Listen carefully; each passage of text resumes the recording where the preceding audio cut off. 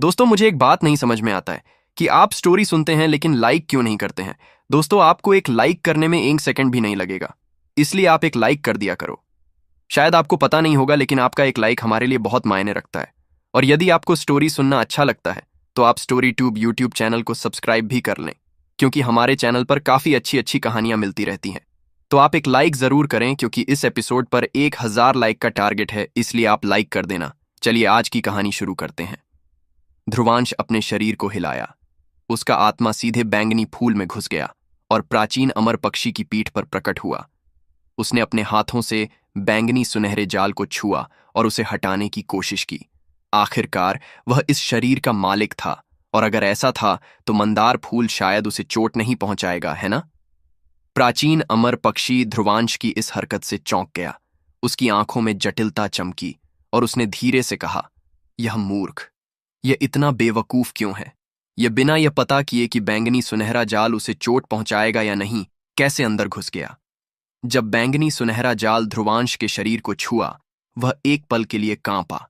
फिर वह ध्रुवांश के छोटे आत्मिक रूप से सीधे गुजर गया और प्राचीन अमर पक्षी को दबाता रहा।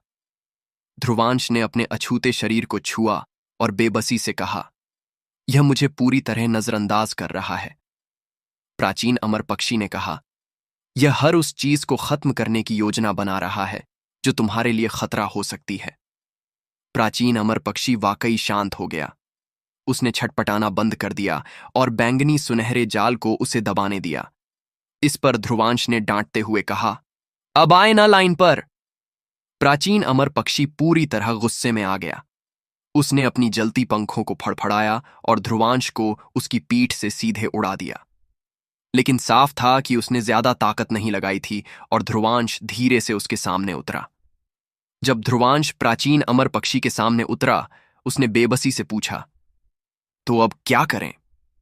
प्राचीन अमर पक्षी ने उसे देखा और चुप हो गया।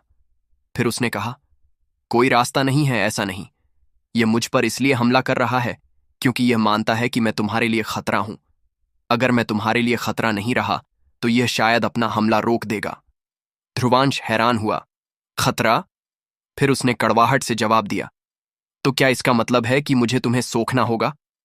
इस पर प्राचीन अमर पक्षी ने गुस्से में चिल्लाया, सपने में भी मत सोचना।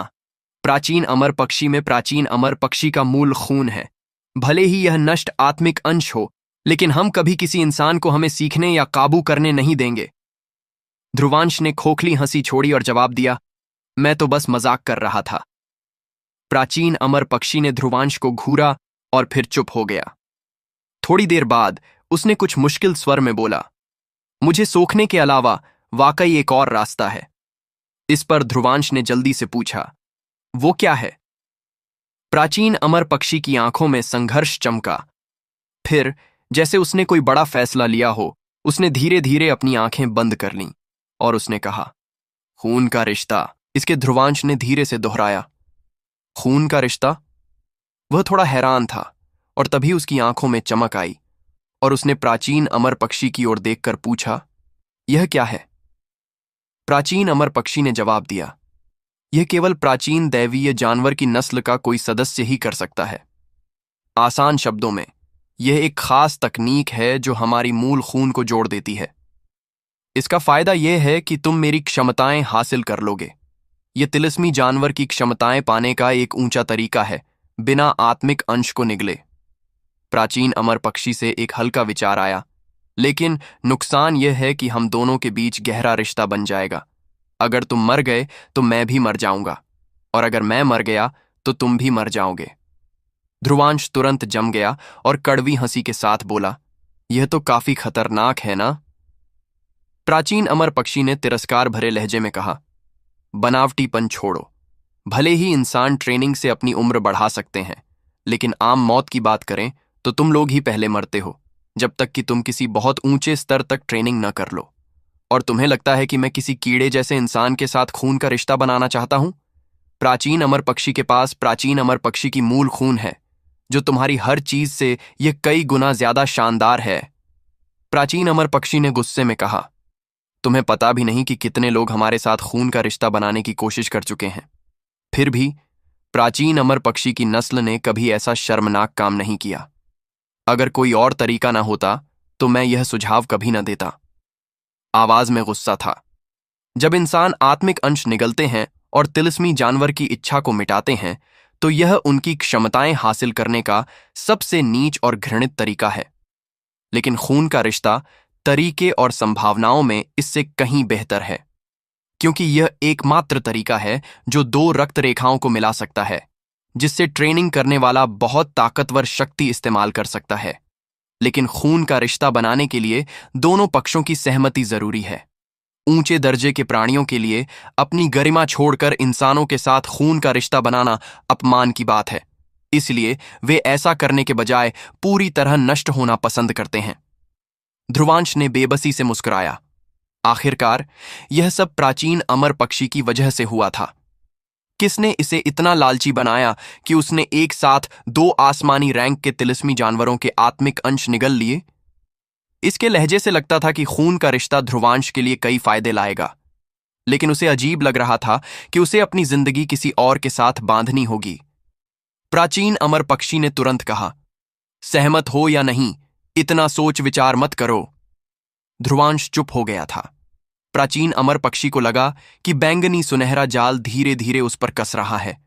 ध्रुवांश ने आह भरी और सिर हिलाया। वह गंभीर होकर बोला, हालांकि मेरे यह कहने का कोई मतलब नहीं, लेकिन मैं साफ करना चाहता हूं कि मुझे इस खून के रिश्ते में ज्यादा दिलचस्पी नहीं है। मैंने सिर्फ इसलिए हां कहा क्योंकि मैं तुम्हारा कर्जदार हूं, और अब इस मुश्किल को हल करने का सिर्फ यही एक तरीका है। वरना चाहे कितने भी फायदे हों, मैं अपनी जिंदगी किसी और के साथ नहीं बांधता। प्राचीन अमर पक्षी वाकई ताकतवर था, लेकिन ध्रुवांश वह शख्स नहीं था जो ताकत के लिए अपनी मान्यताओं को छोड़ दे। उसे खुद पर यकीन था। शायद वह अभी प्राचीन अमर पक्षी जितना ताकतवर नहीं था, लेकिन उसे इस बात पर पूरा भरोसा था। कोई नहीं जानता कि भविष्य में वह कितना ताकतवर होगा। आने वाले समय में वह प्राचीन अमर पक्षी से भी ज्यादा ताकतवर हो सकता था। प्राचीन अमर पक्षी ने भुनभुनाया और कोई जवाब नहीं दिया। उसे मौत से डर नहीं था, वरना वह काले दैवीय बिजली का सामना न करता। ध्रुवांश के साथ समय बिताने के बाद वह उसे धीरे धीरे समझने लगा था। पहले जब ध्रुवांश ने बैंगनी सुनहरे जाल को छुआ, बिना यह जाने कि यह उसे नुकसान पहुंचाएगा या नहीं, उसने उसे थोड़ा प्रभावित किया था। इसलिए उसे यकीन था कि सामने वाला शख्स बाकी नीच इंसानों से थोड़ा बेहतर है। इसलिए उसने खून का रिश्ता बनाने का प्रस्ताव रखा। एक हद तक उसने ध्रुवांश को एक व्यक्ति के रूप में स्वीकार कर लिया था, वरना वह ऐसा करने के बजाय मरना पसंद करता। ध्रुवांश ने प्राचीन अमर पक्षी को जल्दी करने को कहा, जल्दी करो, मेरे पास ज्यादा वक्त नहीं है। प्राचीन अमर पक्षी ने कहा, खून का रिश्ता मेरे ऊपर छोड़ दो।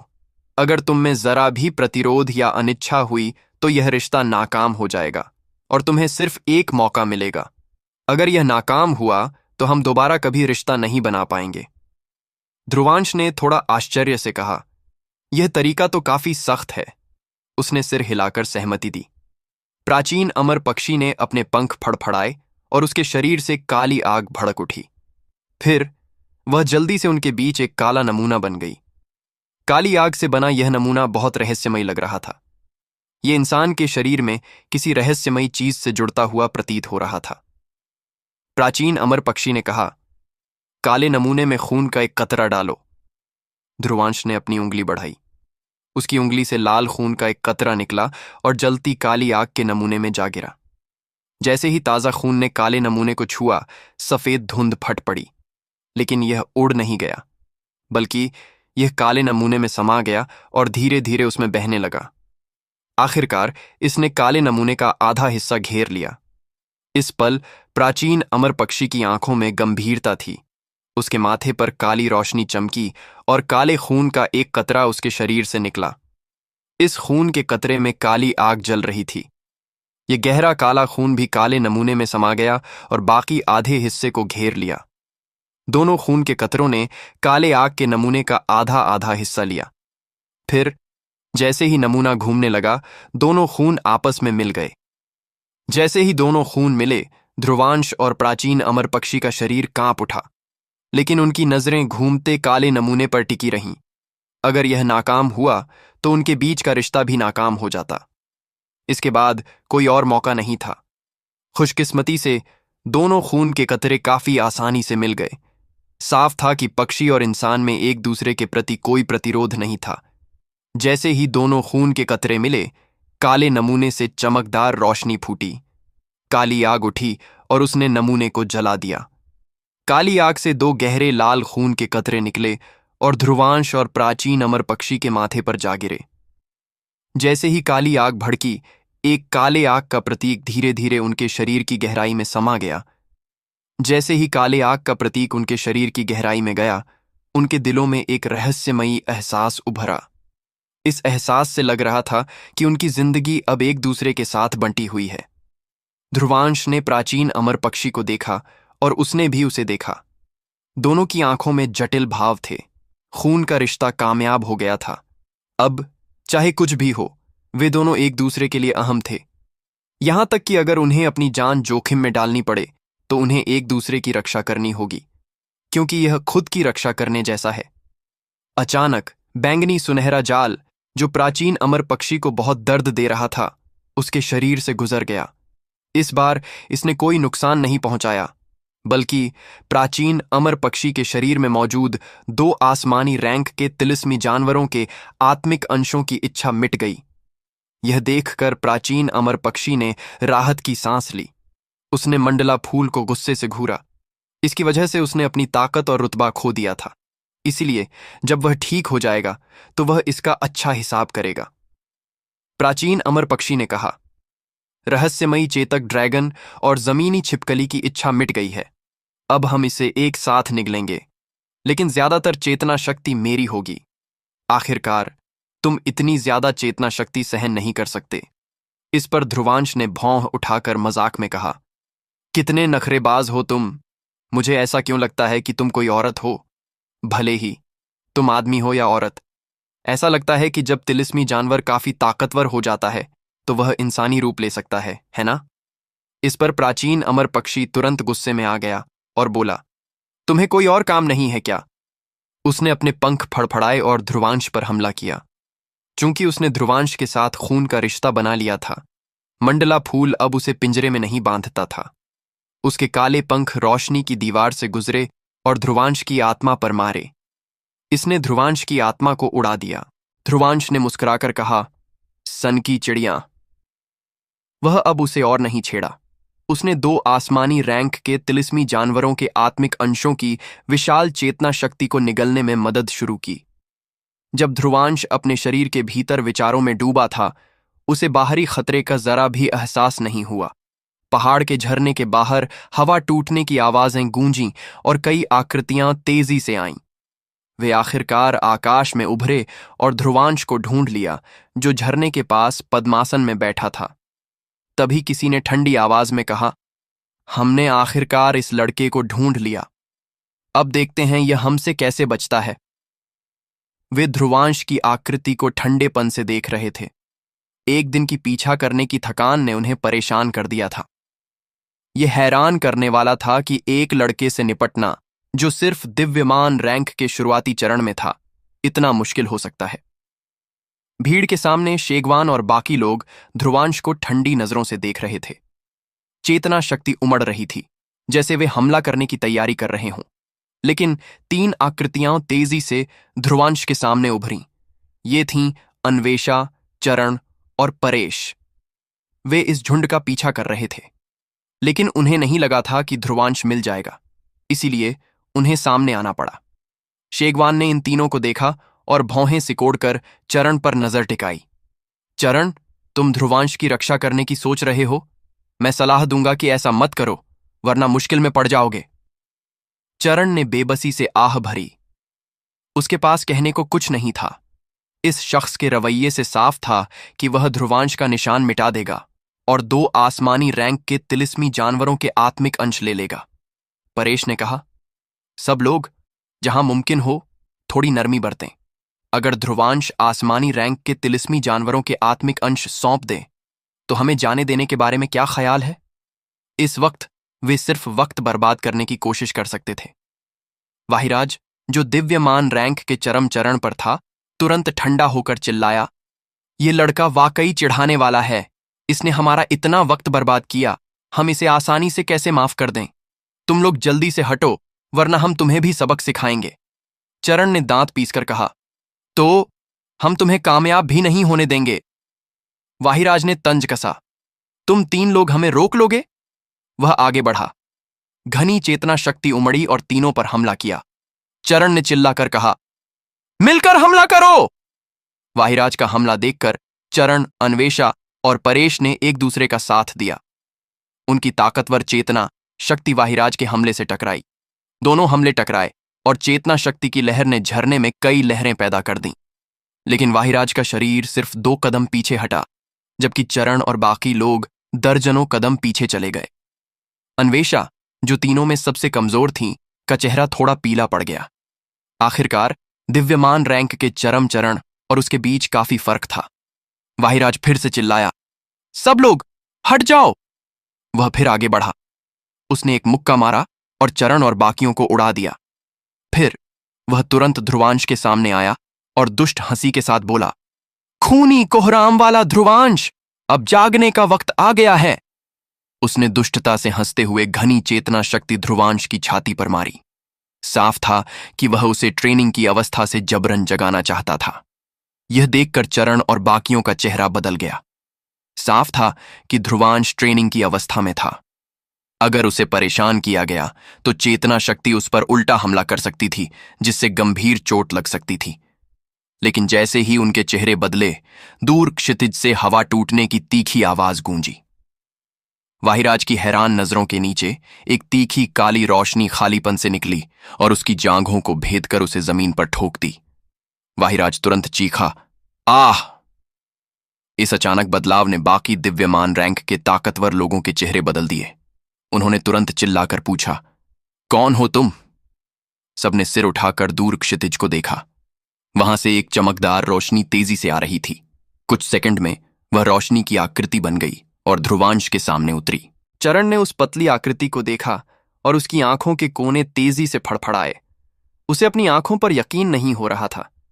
यह जानी पहचानी आकृति, क्या यह अमायरा थी? झरने की गड़गड़ाहट गूंज रही थी, पानी नीचे गिर रहा था और आसमान में धुंध छा रही थी। इस पल झरने के ऊपर हवा में खड़े सैकड़ों लोग हैरानी से उस किनारे की ओर देख रहे थे, जहां एक काले कपड़े वाली लड़की अचानक नजर आई। उसका चेहरा नाजुक और खूबसूरत था और उसकी कांच सी साफ आंखें शांति का एहसास दे रही थीं। उसके लंबे मुलायम बाल सिर से झरने की तरह उसकी पतली कमर तक लहरा रहे थे। हल्की हवा चली और उसके बाल हौले से हिलने लगे। हालांकि वह चुपचाप खड़ी थी और एक शब्द नहीं बोली, फिर भी वहां मौजूद हर शख्स बिना एक दूसरे से कुछ कहे पूरी तरह स्तब्ध हो गया। जमीन पर वाहिराज की टांग एक काले तलवार से जमीन में गड़ी थी। उसका चेहरा पहले गुस्से से भरा था, लेकिन जब उसने सामने काले कपड़े वाली लड़की को देखा तो उसने अपना गुस्सा वापस ले लिया। उसकी आंखों की गहराई में डर झलकने लगा और वह गालियां जो वह देने वाला था उन्हें तुरंत दबा लिया। आकाश में शेगवान और कनेश के चेहरे भी जम गए। साफ था कि उन्होंने सामने खड़ी काले कपड़े वाली लड़की को पहचान लिया था। भले ही उन्होंने उसकी बेमिसाल खूबसूरती और शख्सियत को सिर्फ एक बार देखा था, वह उनके दिमाग में गहरे उतर गई थी और मिटाना नामुमकिन था। इसके अलावा उन्हें वह दृश्य याद आया जब उसने चेतना पथ के आखिरी पड़ाव पर सम्राट विवान को पीछे धकेल दिया था, जिससे वह चेतना ताज हासिल करने का मौका खो बैठा था। वह यहां थी। आकाश में अचानक अजीब सी खामोशी छा गई। ये खामोशी बस एक पल तक रही। फिर एक लड़के ने, जो दिव्यमान रैंक के शुरुआती चरण में था और साफ तौर पर चेतना पथ में हिस्सा नहीं ले चुका था, काले कपड़े वाली लड़की को देखकर चिल्लाया, तुम कौन हो? तुम इस लड़के की मदद करने की हिम्मत कैसे कर रही हो? क्या तुम इतने सारे लोगों से दुश्मनी मोल लेना चाहती हो? शेगवान ने तुरंत पीछे मुड़कर गुस्से में चिल्लाया, चुप कर! वह दिव्यमान रैंक का लड़का पूरी तरह हक्का बक्का रह गया। उसका चेहरा नीला पीलियां होता रहा, लेकिन उसने एक और शब्द नहीं बोला। फिर उसने मुड़कर अपने पास के लोगों को देखा। उसे तुरंत पता चला कि सभी उसे अजीब नजरों से देख रहे थे। इस नजर ने उसे सिहरन दे दी। क्या इस काले कपड़े वाली खूबसूरत लड़की का कोई खास रुतबा था? झरने के पास काले कपड़े वाली लड़की ने अपनी पतली उंगलियां बढ़ाईं और उस तलवार के मूठ को पकड़ा जो अभी भी वाहिराज की टांग में गड़ी थी। फिर उसने उसे आराम से खींच लिया। यह देखकर वाहिराज ने जल्दी से खून बहना रोका।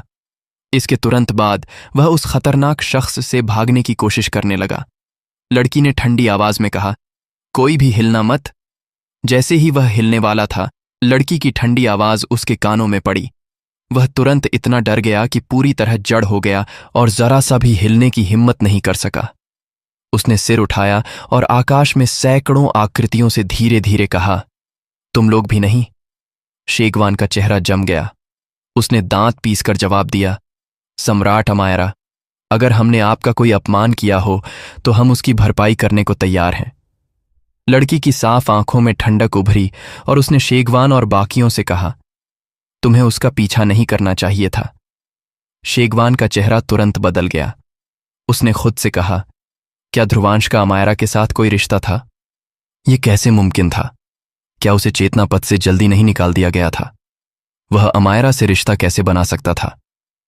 कनिष्क ने खोखली हंसी के साथ कहा, तो वह सम्राट अमायरा का दोस्त था। अगर हमें यह पता होता तो हम उस पर हमला करने की हिम्मत न करते। वैसे ये सब एक गलत फहमी है। शेगवान ने भी दांत पीस लिए। उसका दिल अनिच्छा से भरा था। जब अमायरा सामने आई तो आसमानी रैंक के तिलिस्मी जानवर का निशान हासिल करना लगभग नामुमकिन हो गया था, क्योंकि वह जानता था कि सामने खड़ी यह खूबसूरत लड़की कितनी ताकतवर थी। एक ऐसी शख्सियत जो विवान जैसे स्वर्गीय प्रतिभा को गंभीर चोट पहुंचा सकती थी, वह ऐसी थी जिसके खिलाफ वे लड़ नहीं सकते थे। अमायरा ने जवाब दिया, चूंकि तुम लोग यहां तक उसका पीछा करके आए हो तो तुम्हें यहां थोड़ा रुकना होगा। शेगवान का दिल डूब गया। उसने दांत पीस कर कहा, सम्राट अमायरा, क्या आप हम पर हमला करने की सोच रही हैं? अमायरा ने उसे एक पल के लिए देखा और हल्के से जवाब दिया, हालांकि मैं तुम सबको खुद ही खत्म करना चाहती हूं, लेकिन उसे शायद यह पसंद ना आए, इसलिए तुम सब यहां रुकोगे। आखिरकार उसे यह पसंद नहीं कि मैं ऐसी चीजों में दखल दूं। यह सुनकर शेगवान तुरंत खुश हो गया। जब तक अमायरा निष्क्रिय रहती है, उन्हें ध्रुवांश से डरने की जरूरत नहीं थी। शेगवान और बाकियों ने एक दूसरे की ओर देखा और चुपके से सिर हिलाया। वे अपनी जगह पर ईमानदारी से रुके और पीछे हटने की हिम्मत नहीं की। यह दृश्य देखकर उनके पीछे कुछ दिव्यमान रैंक के लोग बेचैन हो गए। भले ही उन्हें नहीं पता था कि काले कपड़े वाली लड़की कितनी ताकतवर थी, लेकिन शेगवान और बाकियों के चेहरों से साफ था कि ये ताकतवर ट्रेनिंग करने वाले उससे बहुत डरते थे। कुछ ने सोचा, बेहतर है जल्दी भाग जाए। कुछ दिव्यमान रैंक के शुरुआती चरण के छात्रों ने एक दूसरे की ओर देखा और तेजी से वहां से भाग गए। शेगवान ने पीछे हवा टूटने की आवाज सुनी तो वह बहुत हैरान हुआ और चिल्लाकर बोला, मूर्ख। फिर उन्होंने देखा कि अमायरा ने अपनी पतली भौं उठाई और धीरे से अपनी काली तलवार उठाकर कुछ हल्के वार किए। हवा तुरंत गड़गड़ाई और काली तलवार पर परछाइयां दिखाई दीं। फिर एक तीखी तलवार की किरण जो नंगी आंखों से दिखाई नहीं देती थी, खालीपन को चीरती हुई निकली। दूर जो दिव्यमान रैंक के छात्र भाग रहे थे, वे तुरंत जम गए और उनकी आंखों में डर उभर आया, क्योंकि उन्हें एहसास हुआ कि उनके माथे का निशान उस पल टूट गया था। तुरंत एक रोशनी की किरण बनी और उन्हें लपेटकर कहीं और ले गई। शेगवान और बाकी लोग पीछे चमकती रोशनी की किरणों को देख रहे थे। उनका दिल जोर से धड़का।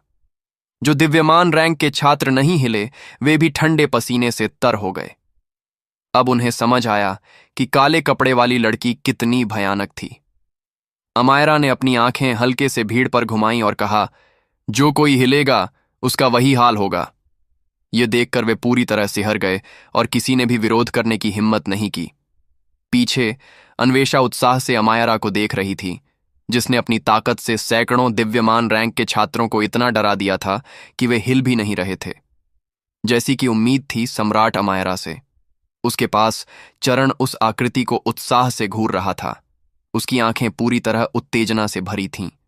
अगर परेश उसे पीछे न खींचता तो वह शायद अब तक दौड़कर वहां पहुंच चुका होता। इस पल अमायरा के पतले हाथ में अभी भी काली तलवार थी, लेकिन उसने भीड़ से नजर हटाकर पुष्टि कर ली कि उसने सबको डरा दिया है। उसे बाकी लोगों की परवाह नहीं थी। उसकी नजर उस लड़के पर टिक गई जो उसके सामने पद्मासन में बैठा था।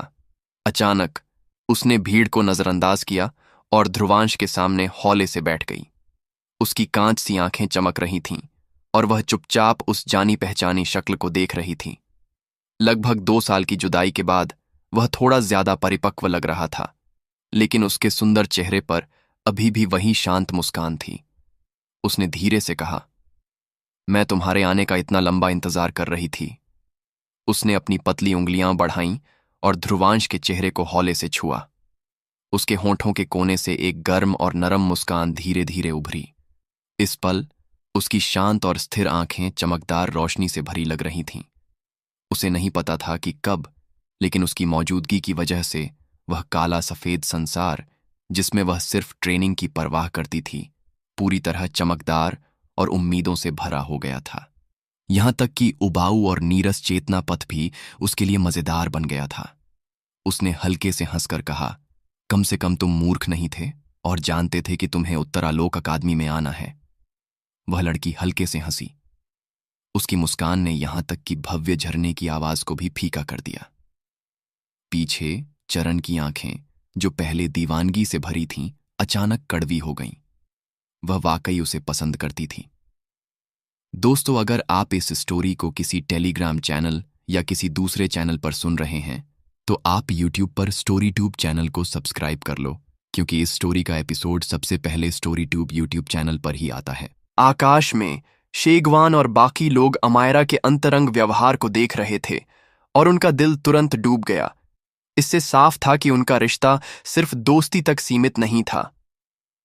जब अमायरा ध्रुवांश के सामने चुपचाप बैठी थी, उसकी पतली उंगलियों ने आखिरकार काली तलवार को छोड़ा और उसे अपनी पतली टांगों पर रख दिया। लेकिन उसकी नजर हमेशा ध्रुवांश के शरीर पर टिकी रही। इसलिए हर किसी को लगा कि यहां का दृश्य बहुत अजीब हो गया था। आकाश में ढेर सारे लोग पूरी तरह स्थिर खड़े थे और उनकी नजरें उस पतली आकृति पर टिकी थीं। फिर भी वह आकृति चुपचाप बैठी थी और उस लड़के को देख रही थी जो ट्रेनिंग कर रहा था। वक्त धीरे धीरे बीत रहा था। लगभग आधे घंटे बाद ध्रुवांश ने धीरे धीरे अपनी कसकर बंद आंखें खोलीं। जैसे ही उसकी आंखों के सामने दुनिया रोशन हुई, ध्रुवांश ने अपनी गर्दन हल्के से मोड़ी, लेकिन तुरंत बाद उसका चेहरा जम गया, क्योंकि उसने काले कपड़े वाली लड़की को देखा जो अपने लाल होंठों के साथ उसकी ओर मुस्कुरा रही थी। वह शानदार और जानी पहचानी शक्ल अभी भी बहुत आकर्षक थी। ध्रुवांश ने पलकें झपकाईं और अपनी आंखें थोड़ा मलते हुए बुदबुदाया, क्या मैं वाकई उसके बारे में इतना सोच रहा था? ये जरूर कोई भ्रम है ना? साफ था कि सामने वाली लड़की ने उसकी बुदबुदाहट सुन ली थी, इसलिए उसके होंठ अचानक ऊपर उठे। उसका दिल, जो हर हाल में शांत रह सकता था, अचानक फूल की तरह खिल उठा। यह जोश से जलने लगा और खुशी धीरे धीरे बाहर रिसने लगी। उसने काली तलवार का मूठ पकड़ा और म्यान ने हल्के से ध्रुवांश की छाती को छुआ। उसने मुस्कुराकर पूछा, क्या तुम्हें कुछ बार छुरा मारने की जरूरत है? ध्रुवांश की आंखें और चौड़ी हो गईं। उसकी आंखों की गहराई में खुशी की लहर उमड़ पड़ी। वह तुरंत हंसा और अपनी बाहें फैलाकर सामने वाली लड़की को गले लगा लिया। लड़की उसकी इस हरकत से थोड़ा चौंक गई। उसकी तलवार ध्रुवांश की छाती को छू रही थी और वह अपनी मौजूदा ताकत से चेतना शक्ति का इस्तेमाल करके ध्रुवांश को आसानी से रोक सकती थी। लेकिन जब उसने लड़के की आंखों में खुशी देखी, तो उसकी आंखें भी नरम पड़ गईं। उसने तलवार का मूठ अपनी छाती के सामने रखा और खुद को गले लगाने दिया। जब ध्रुवांश ने उस पतली कमर को गले लगाया, तो उसने अपना चेहरा उसके मुलायम लंबे बालों में दबा लिया और गहरी सांस लेकर बुदबुदाया, अमायरा, मैंने आखिरकार तुम्हें फिर से ढूंढ लिया। जब से वह चेतना पथ से निकला था, वह इस दिन के आने का इंतजार कर रहा था। इसके लिए उसने बहुत बड़ी कीमत चुकाई थी। अमायरा की कांच सी आंखें नरम पड़ गईं, क्योंकि वह पिछले 2 सालों में ध्रुवांश की मेहनत को महसूस कर सकती थी। चेतना पथ में एक स्वर्गीय प्रतिभा को अचानक निकाल दिया गया था। सोचने पर उसे वापस जाने पर कितना दबाव झेलना पड़ा होगा। हालांकि उसके चेहरे पर हमेशा शांत मुस्कान रहती थी, लेकिन उस मुस्कान के नीचे वह जानती थी कि वह कितना थका हुआ था और उसने कितनी मुश्किलों का सामना किया था। उसने अपनी उंगलियां हौले से बढ़ाईं और ध्रुवांश की कमर को लपेट लिया। फिर वह मन ही मन धीरे से बुदबुदाई, ध्रुवांश, मैं भी खुश हूं कि मैं तुमसे फिर से मिल सकी। झरने के किनारे तेज बहाव के बीच एक लड़का एक लड़की को गले लगाए खड़ा था और सूरज की किरणें उनके शरीर पर पड़ रही थीं। यह दृश्य इतना खूबसूरत था कि मानो कोई चित्र हो। आकाश में शेगवान और बाकियों के चेहरे इस दृश्य को देखकर सिकुड़ने लगे। अब तो सिर्फ मूर्ख ही मानता कि ध्रुवांश और अमायरा का रिश्ता आम था। भले ही उनका अमायरा से ज्यादा संपर्क नहीं था, लेकिन वे जानते थे कि यह लड़की जो चेतना पथ के शिखर पर थी कितनी दुरूह थी। वह हर किसी से दूरी बनाए रखती थी। उसकी साफ आंखें ठंडी नहीं थीं, फिर भी वे किसी को भी पास आने से रोक देती थीं। उन्होंने कभी नहीं सुना था कि यह स्वर्गीय लड़की, जिसे चेतना पथ के ढेर सारे प्रतिभाशाली लोग चाहते थे, का किसी विपरीत लिंग के साथ कोई अंतरंग संपर्क रहा हो। इस तरह का दृश्य जहां उसे कोई गले लगा रहा हो, तो बिल्कुल नहीं। इस पल शेगवान और बाकी लोग ध्रुवांश को जटिल नजरों से देख रहे थे और उनकी आंखों में साफ जलन थी। वे जानते थे कि अमायरा कितनी असाधारण थी, इसलिए वे ऐसी लड़की को सिर्फ दूर से देख सकते थे। लेकिन कोई शख्स उसे अपनी बाहों में लिए था और उसकी अनोखी गर्मी और खुशबू का मजा ले रहा था। तभी अन्वेषा ने हल्के से खांसा। वह ध्रुवांश और बाकियों के पीछे थी। अगर वह नहीं रोकती तो पता नहीं ये दोनों कब तक ऐसे ही रहते। और क्या ध्रुवांश को नहीं पता कि ऐसा खुला प्रदर्शन दूसरों को कितना चिढ़ाएगा? अन्वेषा ने अपने पास खड़े चरण को देखा। वह दांत पीस रहा था और ऐसा लग रहा था मानो वह ध्रुवांश को चीर डालना चाहता हो। लेकिन सौभाग्य से परेश उसे कसकर पीछे खींच रहा था। अगर वह अभी दौड़ कर जाता तो शायद अमायरा एक ही बार में उसका काम तमाम कर देती। पीछे से खांसी की आवाज सुनकर ध्रुवांश धीरे धीरे होश में आया। उसने अमायरा से हल्के से खुद को अलग किया और उसकी आंखें आकाश की ओर घूमी। वहां खड़ी भीड़ से अजीब सा माहौल आ रहा था। जैसे ही उन्होंने ध्रुवांश की नजर देखी, वे जल्दी से सिर फेर कर उससे बचने लगे। जो क्रूरता उन्होंने उसका पीछा करते वक्त दिखाई थी, वह पूरी तरह गायब हो चुकी थी। ध्रुवांश ने अमायरा को देखा और उसे लगभग समझ आ गया कि क्या हुआ था। वह मुस्कुराया। लगता है इन 2 सालों में तुम्हारी ताकत बहुत बढ़ गई है। अमायरा ने सिर्फ मुस्कुराकर जवाब दिया, अगर तुमने चेतना पथ की आखिरी लड़ाई का अनुभव किया होता तो तुम भी इस स्तर पर होते। ध्रुवांश ने कहा, इतने अगर कहां से लाऊं? वह खड़ा हुआ और बोला, लेकिन उस मौके के बिना भी मैं तुम्हें पकड़ लूंगा। उसने अमायरा की ओर मुस्कुराकर कहा, और तुम्हें इतने सारे लोग पसंद करते हैं। चूंकि वे सब काफी ताकतवर हैं, शायद उत्तरालोक अकादमी में जाने पर और ज्यादा मुश्किल होगी। इसीलिए अगर मैं जल्दी नहीं करता तो मुझे लगता है कि मुसीबतें हमारा पीछा नहीं छोड़ेंगी। अमायरा ने हल्के से मुस्कुराकर जवाब दिया, कोई बात नहीं, मैं तुम्हारी रक्षा कर सकती हूं, जैसा कि तुमने चेतना पथ में मेरी रक्षा की थी। ध्रुवांश ने कहा, मैं इतना भी कमजोर नहीं हूं। उसने सिर उठाया और शेगवान और बाकियों को देखा जो असहज व्यवहार कर रहे थे। वह हल्के से मुस्कुराया और पूछा, तुमने इन्हें मेरे लिए छोड़ा? अमायरा ने जवाब दिया, कोई उपाय नहीं था। मैं नहीं चाहती कि कोई मुझसे शिकायत करे। उसने अपने लाल होंठों को दांतों से काटा। ध्रुवांश को देख रही उसकी आंखों में शायद ही कभी दिखने वाली शिकायत थी। उसने कहा, तुम हमेशा ऐसे ही थे। तुम अपने मामलों में दूसरों को दखल नहीं देने देते। ध्रुवांश ने कड़वी मुस्कान दी। वह जानता था कि वह चेतना पथ की बात कर रही थी और उसने कहा, ऐसा नहीं कि मैंने तुम्हें दखल देने से रोका। बात यह थी कि मुझे पता था कि इसकी बड़ी कीमत चुकानी पड़ेगी। कुछ चीजें हैं जो एक मर्द को सहनी चाहिए। ध्रुवांश ने आह भरी और उसकी आंखों में ठंडक की चमक दिखी। अमायरा ने अपनी पतली उंगलियों से तलवार का मूठ कसकर पकड़ा और बुदबुदाई। वह बात विवान ने चुपके से करवाई थी। ध्रुवांश ने मुस्कुराकर कहा, मुझे पता है।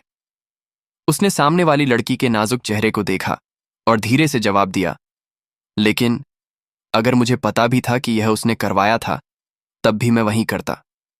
आखिरकार इंसान के दिल में कुछ नियम होते हैं जिन्हें तोड़ा नहीं जाना चाहिए। अमायरा ने उसकी आंखों को देखा और उसके लाल होंठों के किनारे हल्के से ऊपर उठे। उसकी शांत आंखों में नरमी की चमक दिखी। चेतना पथ में ध्रुवांश की पागलपन भरी हरकतों ने उसे बहुत कुछ समझा दिया था। इसीलिए वह बिना किसी हिचक के उत्तरा लोक अकादमी में आई थी। ध्रुवांश ने मुस्कुराया। चेतना पथ तो बस शुरुआत थी। अब जब हम 5 महान अकादमियों में हैं तो हमें आखिरकार असली लड़ाई लड़नी होगी। उसके सुंदर चेहरे पर मुस्कान में थोड़ा उत्साह दिखा। वह बोला, मुझे उम्मीद है कि वह मुझे कुछ आश्चर्य दे सके, वरना 5 महान अकादमियों में हमारी ट्रेनिंग काफी नीरस होगी। इस बार चलो एक अच्छी लड़ाई करें। अमायरा ने हल्के से कहा, मैं तुम्हारी मदद करूंगी। ध्रुवांश ने हंसकर कहा, बिल्कुल करोगी। अगर तुमने मेरी मदद नहीं की तो मुझे तुम्हें सबक सिखाना पड़ेगा। अमायरा के नाजुक चेहरे पर हल्की लालिमा उभरी। उसने ध्रुवांश को गुस्से से घूरा। अगर कोई और ऐसा कहता तो शायद वह तुरंत उसे तलवार से भेद देती, लेकिन क्योंकि सामने वाला ध्रुवांश था, वह ऐसा करने को तैयार नहीं थी। वह बोली, लेकिन अभी तुम्हें इस मौजूदा हालात से निपटना चाहिए। ध्रुवांश ने मुस्कुराया। फिर उसने यह मुस्कान शेगवान और बाकियों की ओर घुमाई। क्या आप सबको मेरा पीछा करने में मजा आया?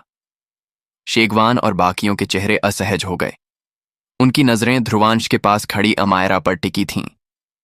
इस पल वे थोड़ा हिचक रहे थे कि बोलें या नहीं। साफ था कि वे अमायरा से काफी डरते थे। ध्रुवांश ने हल्के से मुस्कुराकर कहा, जो कहना है कहो। वह दखल नहीं देगी। वह जानता था कि शेगवान और बाकी लोग उसका मजाक उड़ा रहे थे। शेगवान आखिरकार इतने सारे लोगों के सामने चुप रहने की बेइज्जती सहन नहीं कर सका। उसने तंज कसते हुए कहा, हम वाकई सम्राट अमायरा से डरते हैं, लेकिन तुमसे नहीं। साफ कहूं, अगर सम्राट अमायरा न होती तो क्या तुम्हें लगता है कि तुम हमारे सामने इतना घमंड दिखा सकते थे? खूनी कोहराम, सम्राट लेवल का आंका गया शख्स, तुम्हें लगता है कि तुम अपनी दिव्यमान रैंक के शुरुआती चरण की ताकत के साथ ऐसा कर सकते हो? अमायरा की भौहें हल्के से उठीं। उसकी पतली उंगलियां तलवार के म्यान को हल्के से छूने लगीं। इस पल उसकी कांच सी आंखों में ठंडक की चमक दिखी। ध्रुवांश ने मुस्कुराकर कहा, मैं साफ करना चाहता हूं कि मैं अभी दिव्यमान रैंक के मध्यम चरण में हूं। हालांकि 2 आसमानी रैंक के तिलिस्मी जानवरों के आत्मिक अंशों का ज्यादातर हिस्सा प्राचीन अमर पक्षी ने सोख लिया था, लेकिन बचा हुआ हिस्सा उसे दिव्यमान रैंक के मध्यम चरण तक पहुंचाने के लिए काफी था। शेगवान और बाकियों ने मजाकिया हंसी छोड़ी और तंज कसा, इससे क्या फर्क पड़ता है? वे तीनों असली दिव्यमान रैंक के चरम चरण के ताकतवर लोग थे। उनकी नजर में ध्रुवांश का दिव्यमान रैंक मध्यम चरण शुरुआती चरण से ज्यादा बेहतर नहीं था। उनके पीछे कुछ दिव्यमान रैंक के छात्रों ने भी सहमति जताई। भले ही इस स्तर की ताकत खराब नहीं थी, लेकिन यह उन्हें डराने के लिए काफी नहीं थी। ध्रुवांश ने तीनों की ओर मुस्कुराकर कहा, मुझे लगता है कि इसमें काफी फर्क है। लेकिन उसकी काली आंखों में मुस्कान का जरा भी नामो निशान नहीं था। वह बोला, अगला, मैं तुम तीनों को थोड़ा खेलने दूंगा, बशर्ते तुम में वह काबिलियत हो। शेगवान और बाकी लोग हैरान रह गए। ध्रुवांश के इन शब्दों का मतलब था कि वह अकेले तीनों के साथ खेलना चाहता था। अपनी दिव्यमान रैंक मध्यम चरण की ताकत के साथ एक शख्स ही उसे निपटाने के लिए काफी था। तीनों के खिलाफ अकेले लड़ना क्या अपनी मौत को बुलावा देना नहीं था? तीनों ने एक दूसरे की ओर देखा, लेकिन उनकी आंखें जल्दी ही ध्रुवांश के पास खड़ी अमायरा की ओर घूम गईं। अमायरा ने तीनों को हल्के से देखकर कहा, अगर तुम्हें उसका सामना करने में मजा नहीं आ रहा तो मैं उसके साथ जगह बदलने को तैयार हूं। यह सुनकर शेगवान और बाकी लोग तुरंत ढीले पड़ गए और जवाब दिया, हाँ हाँ, जब तुम में इतनी हिम्मत है तो हम तुम्हारा मुंह नहीं मोड़ेंगे। अन्वेषा ने यह देखकर जल्दी से पास आकर पूछा, ध्रुवांश, तुम क्या कर रहे हो? ये तीनों दिव्यमान रैंक के चरम चरण के ताकतवर लोग थे। भले ही ध्रुवांश ने पहले एक सफलता हासिल की हो, वह अभी भी सिर्फ दिव्यमान रैंक के मध्यम चरण में था। वह अकेले तीनों से कैसे लड़ सकता था? यह लड़का आमतौर पर काफी चतुर था, अब इतना मूर्खतापूर्ण व्यवहार क्यों कर रहा था? क्या वह अमायरा के सामने दिखावा करना चाहता था? अमायरा ने अन्वेषा को देखा, जिसके चेहरे पर चिंता थी। फिर उसकी कांच सी आंखें फिर से ध्रुवांश पर टिक गईं और उसकी नजर में थोड़ी बेचैनी दिखी। हम्फ, ये बदमाश, इसके पास खूबसूरत लड़कियों की कमी नहीं है। ध्रुवांश ने अमायरा की नजर देखी और सिर्फ बेबसी से मुस्कुराया। फिर वह अन्वेषा की ओर मुड़ा और हंसकर बोला, चिंता मत करो, मुझे पता है मैं क्या कर रहा हूं। यह देखकर अन्वेषा ने और कुछ नहीं कहा, लेकिन उसकी आंखें चमक उठीं जब उसने अपनी नजर अमायरा की ओर घुमाई। आप सम्राट अमायरा हैं ना? मैं आखिरकार आपको इतने करीब से देख सकती हूं। मैं आपकी बहुत बड़ी प्रशंसक हूं। शायद यह पहली बार था कि अमायरा किसी ऐसी लड़की से मिली थी जो उसके लिए इतनी उत्साहित थी। वह थोड़ा हिचकिचाई, फिर सिर हिलाकर बोली, हेलो। अन्वेषा ने कहा, हेलो, मैं अन्वेषा हूं।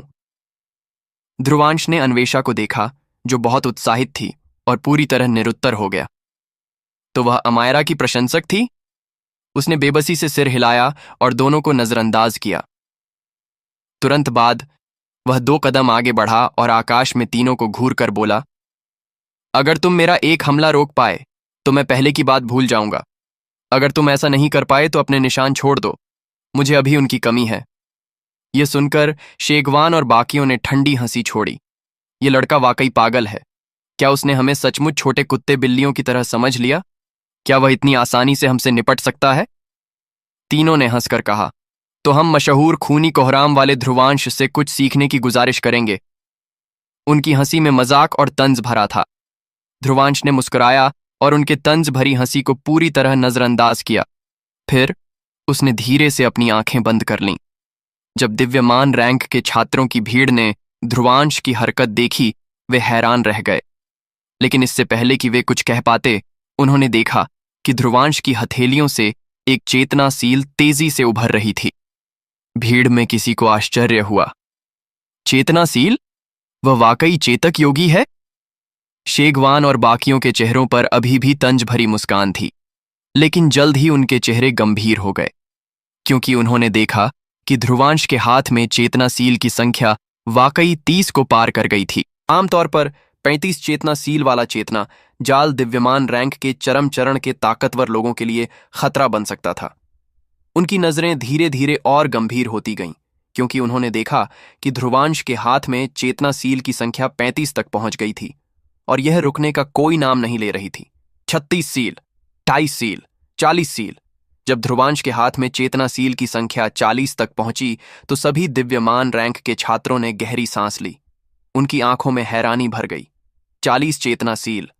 आखिरकार इस पल शेगवान और बाकियों के चेहरे पूरी तरह बदल गए। ध्रुवांश के हाथों में जमा 40 चेतनाशीलें कांप उठीं। फिर चेतना की लहरें निकलीं और आसपास की हवा में और कंपन पैदा हुआ। इस पल हर कोई 40 चेतनाशील को देखकर हैरान था। यहां तक कि अन्वेषा, चरण और परेश भी स्तब्ध रह गए। ध्रुवांश के पास कब से ऐसी ताकतवर तकनीक थी? द्वितीय चेतना जालों में भी 40 चेतनाशील वाला जाल काफी ताकतवर माना जाता था। इसकी शक्ति ऐसी थी कि आम दिव्यमान रैंक के चरम चरण का ताकतवर भी इससे बचना चाहता। इस दृश्य को चुपचाप अपनी आंखों के सामने होते देख अमायरा ने हल्की मुस्कान दी। ध्रुवांश ने जैसे ही अपनी हथेली घुमाई, 40 चेतनाशील तुरंत हवा में समा गईं। उसी वक्त आसपास की हवा तेजी से विकृत होने लगी। हवा से हल्की गहरी सुनहरी रोशनी निकलने लगी। जब अंतरिक्ष विकृत हो रहा था, एक हल्की ड्रैगन की दहाड़ गूंजी और पहाड़ों को हिला दिया। पास के आकाश में शेगवान और बाकियों के चेहरे पूरी तरह गंभीर हो गए। उनकी शुरुआती तिरस्कार भरी नजर आखिरकार मिट गई। इस चेतना जाल से उन्हें कुछ ऐसा महसूस हुआ जो उन्हें खतरा दे सकता था। शेगवान ने चिल्लाकर कहा, मिलकर करते हैं। तीनों ने एक दूसरे को देखा और अपने घमंड को पूरी तरह छोड़ दिया। एक चीख के साथ उनके शरीरों से घनी चेतना शक्ति फूटी। उनके ठीक पीछे उनके तिलिस्मी जानवरों की आत्मा का प्रकाश उभरा। साफ था कि ये उनके द्वारा निगले गए तिलिस्मी जानवरों के आत्मिक अंश थे। उनकी चेतना शक्ति की घनत्व को देखकर लगता था कि ये ताकतवर तिलिस्मी जानवरों की फहरिस्त में लगभग 100वें स्थान के आसपास के शक्तिशाली जानवर थे। ध्रुवांश के इस ताकतवर चेतना जाल के हमले को रोकने के लिए तीनों ने कोई कसर नहीं छोड़ी। ध्रुवांश के ऊपर से गहरी सुनहरी रोशनी तेजी से फैली। आखिरकार यह एक विशाल गहरी सुनहरी चेतना जाल में बदल गई। फिर जाल धीरे धीरे घूमा और गहरी सुनहरी रोशनी की किरणें आपस में उलझकर रहस्यमयी लहरें पैदा करने लगीं। इसके रूप को देखकर लगता था कि इस उलझे हुए जाल में एक ड्रैगन और एक हाथी बसते हैं जो आकाश और धरती की रखवाली करते हैं। आखिरकार ध्रुवांश ने अपनी कसकर बंद आंखें धीरे से खोलीं। उसने अपनी पतली उंगलियां बढ़ाईं, हवा में टटोला और चुपके से बुदबुदाया, ड्रैगन हाथी जाल, मानो गहरी सुनहरी सूरज हो। जाल से चकाचौंध करने वाली गहरी सुनहरी रोशनी फूटी। फिर विशाल गहरी सुनहरी रोशनी की किरणें चेतना जाल से निकलीं।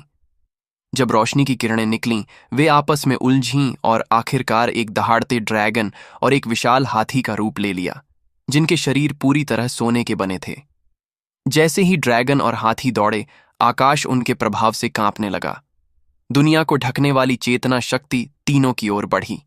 पीछे दिव्यमान रैंक के छात्रों की भीड़ के चेहरे इस ताकतवर ड्रैगन और हाथी को देखकर पीले पड़ गए। उन्हें जो महसूस हुआ उससे वे जानते थे कि यह शक्ति उन्हें तुरंत मिटा सकती थी। इस पल शेगवान और दोनों अन्य व्यक्तियों ने एक साथ अपने हमले छोड़े। एक चीख के साथ घनी चेतना शक्ति 3 चेतना शक्ति के खंभों में बदली और आकाश को भेदती हुई गई। एक असाधारण माहौल के साथ ये ड्रैगन और हाथी से जोरदार टकराई।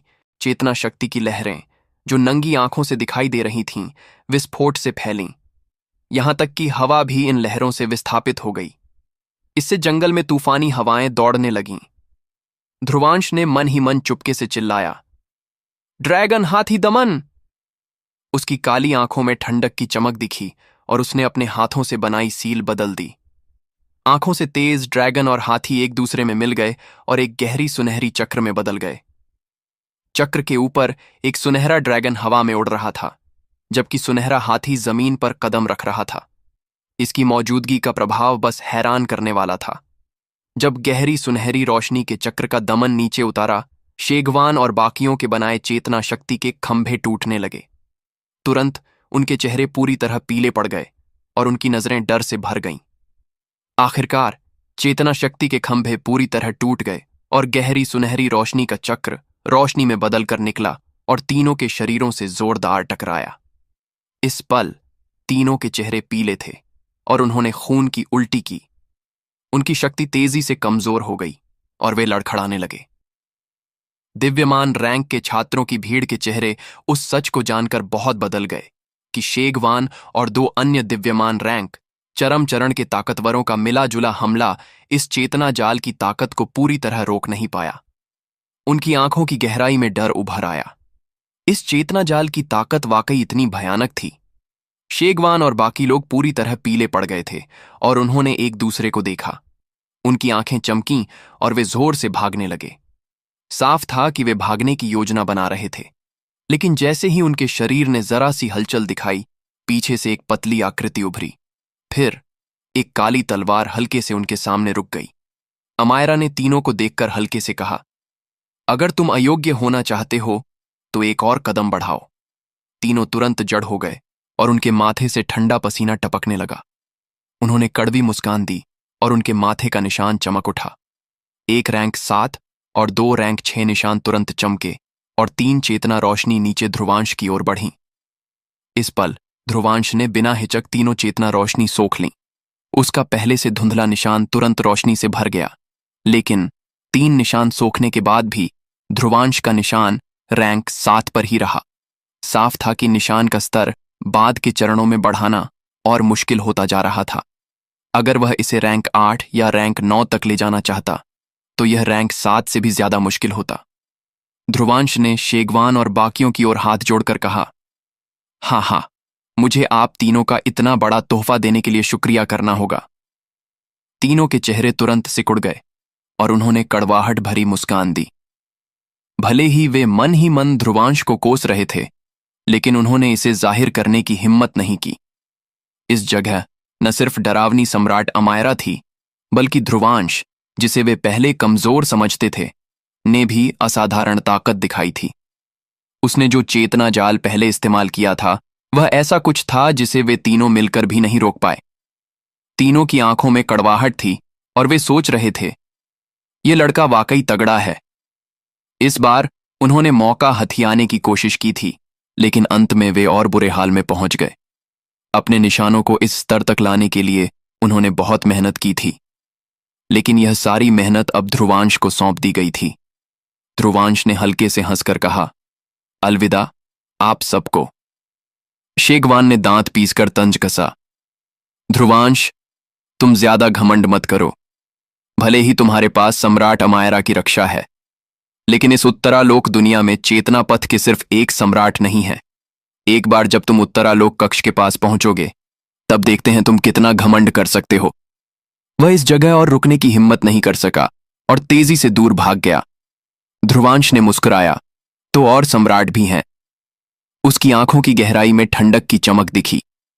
कोई भी हो, अगर वे यह मानते थे कि चेतना पथ से बीच में निकाले जाने की वजह से वे ध्रुवांश को रौंद सकते हैं, तो उसे उन्हें यह समझाने में कोई परेशानी नहीं थी कि चेतना पथ का सशक्तिकरण उन्हें वह भारी फायदा नहीं देता जैसा वे सोचते थे।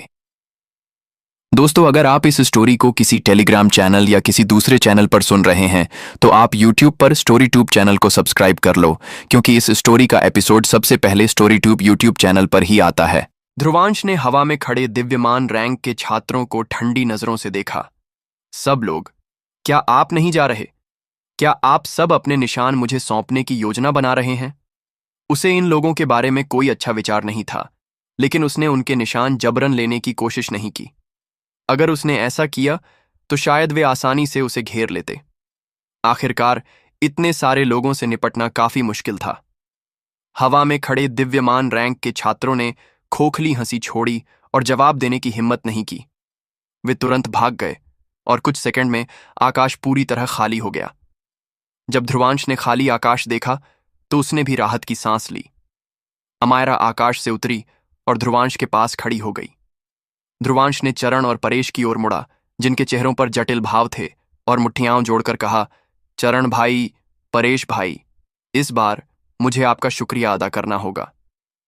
चूंकि वे उस नाजुक पल में उसकी मदद के लिए सामने आए थे, भले ही यह ज्यादा फायदेमंद नहीं था, ध्रुवांश इस एहसान को याद रखेगा। परेश ने मुस्कुराकर सिर हिलाया।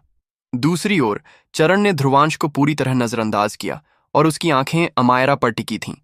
उसका मुंह हिला और उसने लाल चेहरे के साथ पूछा, अमायरा, आप इन दिनों ठीक हैं?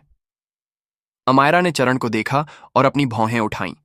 उसने एक पल सोचा, फिर पूछा, क्या हम एक दूसरे को जानते हैं? बगल से अन्वेषा हंस पड़ी। परेश के चेहरे पर भी मुस्कान थी और उसने चरण को सहानुभूति भरी नजरों से देखा। बेचारा, चरण ने अपना सिर खुजाया और शर्मिंदगी से जवाब दिया, हम चेतना पथ में मिले थे। आपने मुझे एक बार बचाया भी था। यह सुनकर अमायरा ने हल्के से सिर हिलाया, लेकिन उसके चेहरे के हाव भाव को देखकर सब सोच रहे थे कि क्या उसने यह याद करने की कोशिश की। लेकिन यही उसका स्वभाव था। वह हमेशा उन चीजों के प्रति बेपरवाह रवैया रखती थी जिनकी उसे परवाह नहीं थी। ध्रुवांश ने कहा, चरण भाई, परेश भाई, आपकी मदद की वजह से ही मैं 2 आसमानी रैंक के तिलिस्मी जानवरों का शिकार कर पाया। मैं आपको यह रहस्यमयी चेतक ड्रैगन देता हूं। उसने हाथ हिलाया और रहस्यमयी चेतक ड्रैगन का विशाल शरीर उनके सामने जमीन पर उभर आया। परेश ने पूरी तरह खुश होकर मुट्ठियां जोड़कर कहा, शुक्रिया ध्रुवांश। ध्रुवांश ने कहा, और हमारे निशानों के लिए 2 चेतना शक्तियां भी हैं। मैं एक को आप दोनों में बांट दूंगा। उसने अपनी उंगलियां टटोलीं और एक बर्फीली नीली चेतना शक्ति उभरी। आसमानी रैंक के तिलिस्मी जानवर से आने वाली चेतना शक्ति को देखकर लगता था कि यह एक निशान को रैंक 1 से पूरी तरह रैंक 7 तक ले जाने के लिए काफी थी। भले ही ध्रुवांश इन 2 चेतना शक्तियों को सोखकर शायद रैंक 8 निशान तक पहुंच सकता था, लेकिन वह ऐसा शख्स नहीं था जो सारे फायदे खुद ले ले। चूंकि उसने 2 आसमानी रैंक के तिलिस्मी जानवरों के अंश सोख लिए थे, उसे पहले ही बहुत बड़ा फायदा मिल चुका था। यह देखकर कि ध्रुवांश निशान की चेतना शक्ति भी उन्हें देने को तैयार था, परेश इतना खुश था कि शायद उसका मुंह बंद भी नहीं हो रहा था, और उसने जल्दी से इसे चरण के साथ बांट लिया, क्योंकि उनके निशान पहले से रैंक 6 पर थे। इसे सोखने के बाद वे रैंक 7 तक पहुंच गए। इन चीजों को परेश को सौंपने के बाद ध्रुवांश ने अन्वेषा को देखा और दूसरी चेतना शक्ति उसे दी। वह शर्मिंदगी से बोला, मैंने पहले सोचा था कि आपको एक तिलिस्मी जानवर का आत्मिक अंश दूंगा, लेकिन कुछ हो गया और सब खत्म हो गया। अन्वेषा ने चेतना शक्ति लेते हुए मुस्कुराकर कहा, कोई बात नहीं, भले ही आत्मिक अंश चले गए, जो थोड़ा दुखद है, लेकिन मैं इससे काफी संतुष्ट हूं। अमायरा की कांच सी आंखें पलक झपकीं और उसने अचानक अपनी उंगलियां बढ़ाईं। उसने कहा, मैंने पहले एक आसमानी रैंक का तिलिस्मी जानवर शिकार किया था। तुम्हारे लिए अच्छा है कि एक आसमानी रैंक का तिलिस्मी जानवर का आत्मिक अंश बचा है। यह तुम्हारे साथ काफी मेल खाता है। रोशनी का एक गुच्छा उभरा और उस रोशनी के गुच्छे में एक बर्फीला सफेद यूनिकॉर्न दिखाई दिया। अन्वेषा ने उस बर्फीले सफेद आत्मिक अंश को देखा और हैरान होकर बोली, क्या यह ताकतवर तिलिस्मी जानवरों की फहरिस्त की जमीनी रैंकिंग में 87वें स्थान वाला सुनहरी यूनिकॉर्न है? उसने जल्दी से कहा, यह बहुत कीमती है, मैं इसे नहीं ले सकती। अमायरा ने हल्के से मुस्कुराकर कहा, तुमने उसकी मदद की थी, इसे मेरा शुक्रिया मानो। उसने आत्मिक अंश अन्वेषा के हाथों में रख दिया। अन्वेषा ने शरारत भरी नजरों से अमायरा को देखा और कहा, मैंने उसकी मदद की और तुमने मुझे शुक्रिया कहा। सम्राट अमायरा वाकई नेक दिल हैं। वह बोली, तुम दोनों का रिश्ता काफी अच्छा है। ध्रुवांश भी मुस्कुराया। उसके और अमायरा के बीच वे स्वाभाविक रूप से इन चीजों पर ध्यान नहीं देते थे। उसने तुरंत हाथ हिलाया और कहा, चलो अब हम वापस चलते हैं। समर और बाकी लोग शायद काफी बेचैन हो रहे होंगे। एक बार जब हम उन्हें ढूंढ लेंगे, हमें शायद उत्तरालोक कक्ष के सबसे अंदरूनी इलाके की ओर जाना चाहिए और वही जगह वाकई हलचल भरी होगी। यशमारा दल के शिविर में जब समर और बाकी लोगों ने ध्रुवांश, अन्वेषा और बाकियों को लौटते देखा तो उत्साह भरी हर्ष ध्वनियां तुरंत गूंज उठीं। कुछ समय पहले ध्रुवांश के पीछा किए जाने की खबर फैल गई थी, इसलिए सभी को इसकी जानकारी थी और वे बहुत चिंतित थे। हालांकि वे जानते थे कि ध्रुवांश कितना ताकतवर है, लेकिन स्थिति पहले जैसी नहीं थी। उसका पीछा करने वाली विशाल सेना बहुत डरावनी थी, इसलिए वे काफी चिंतित थे। अगर ध्रुवांश, अन्वेषा और बाकियों को, जिन्होंने उनके कई निशान चुराए थे, कुछ हो जाता तो शायद यशमारा दल का पतन हो जाता। समीरा ने जल्दी से दौड़कर अन्वेषा की बाहों में छलांग लगाई। अन्वेषा ने उसे गले लगाते हुए मुस्कुराया। समर और बाकी लोग भी तेजी से इकट्ठा हो गए। उनके चेहरे उत्साह से भरे थे, लेकिन जैसे ही वे बोलने वाले थे, उन्होंने ध्रुवांश के पीछे काले कपड़े वाली लड़की को देखा। उसके रूप ने लड़कों के इस समूह को पूरी तरह स्तब्ध कर दिया। काले कपड़े वाली लड़की का चेहरा नाजुक और खूबसूरत था। उसकी खूबसूरती अन्वेषा से भी ज्यादा थी। इसके अलावा उसका व्यक्तित्व भी शानदार था। उसकी कांच सी आंखें शांत और स्थिर थीं। जो भी उन्हें देखता वह मंत्रमुग्ध हो जाता। हालांकि समर और बाकियों ने पहले कई खूबसूरत लड़कियां देखी थीं, लेकिन ऐसी लुभावनी सुंदरता पहली बार देखी थी। उस पल ये युवा लड़के बोलने से हिचकने लगे और इस सुंदरता के सामने उनकी जबान लड़खड़ा गई। अन्वेषा ने मुंह ढककर हंसते हुए कहा, कोई गलत ख्याल मत रखना, यह एक बड़ी हस्ती है और किसी ने इसे पहले ही हासिल कर लिया है। अगर तुमने इसके बारे में कुछ सोचा तो सावधान रहना, ध्रुवांश तुम्हें ऐसा पीटेगा कि तुम सुअर जैसे हो जाओगे। अमायरा का आकर्षण अन्वेषा जैसे शांत स्वभाव को भी प्रभावित कर सकता था, तो समर और बाकियों पर इसका असर होना कोई हैरानी की बात नहीं थी। भीड़ ने एक साथ आश्चर्य भरी आवाज निकाली। फिर ईर्ष्या भरी नजरें ध्रुवांश की ओर गईं।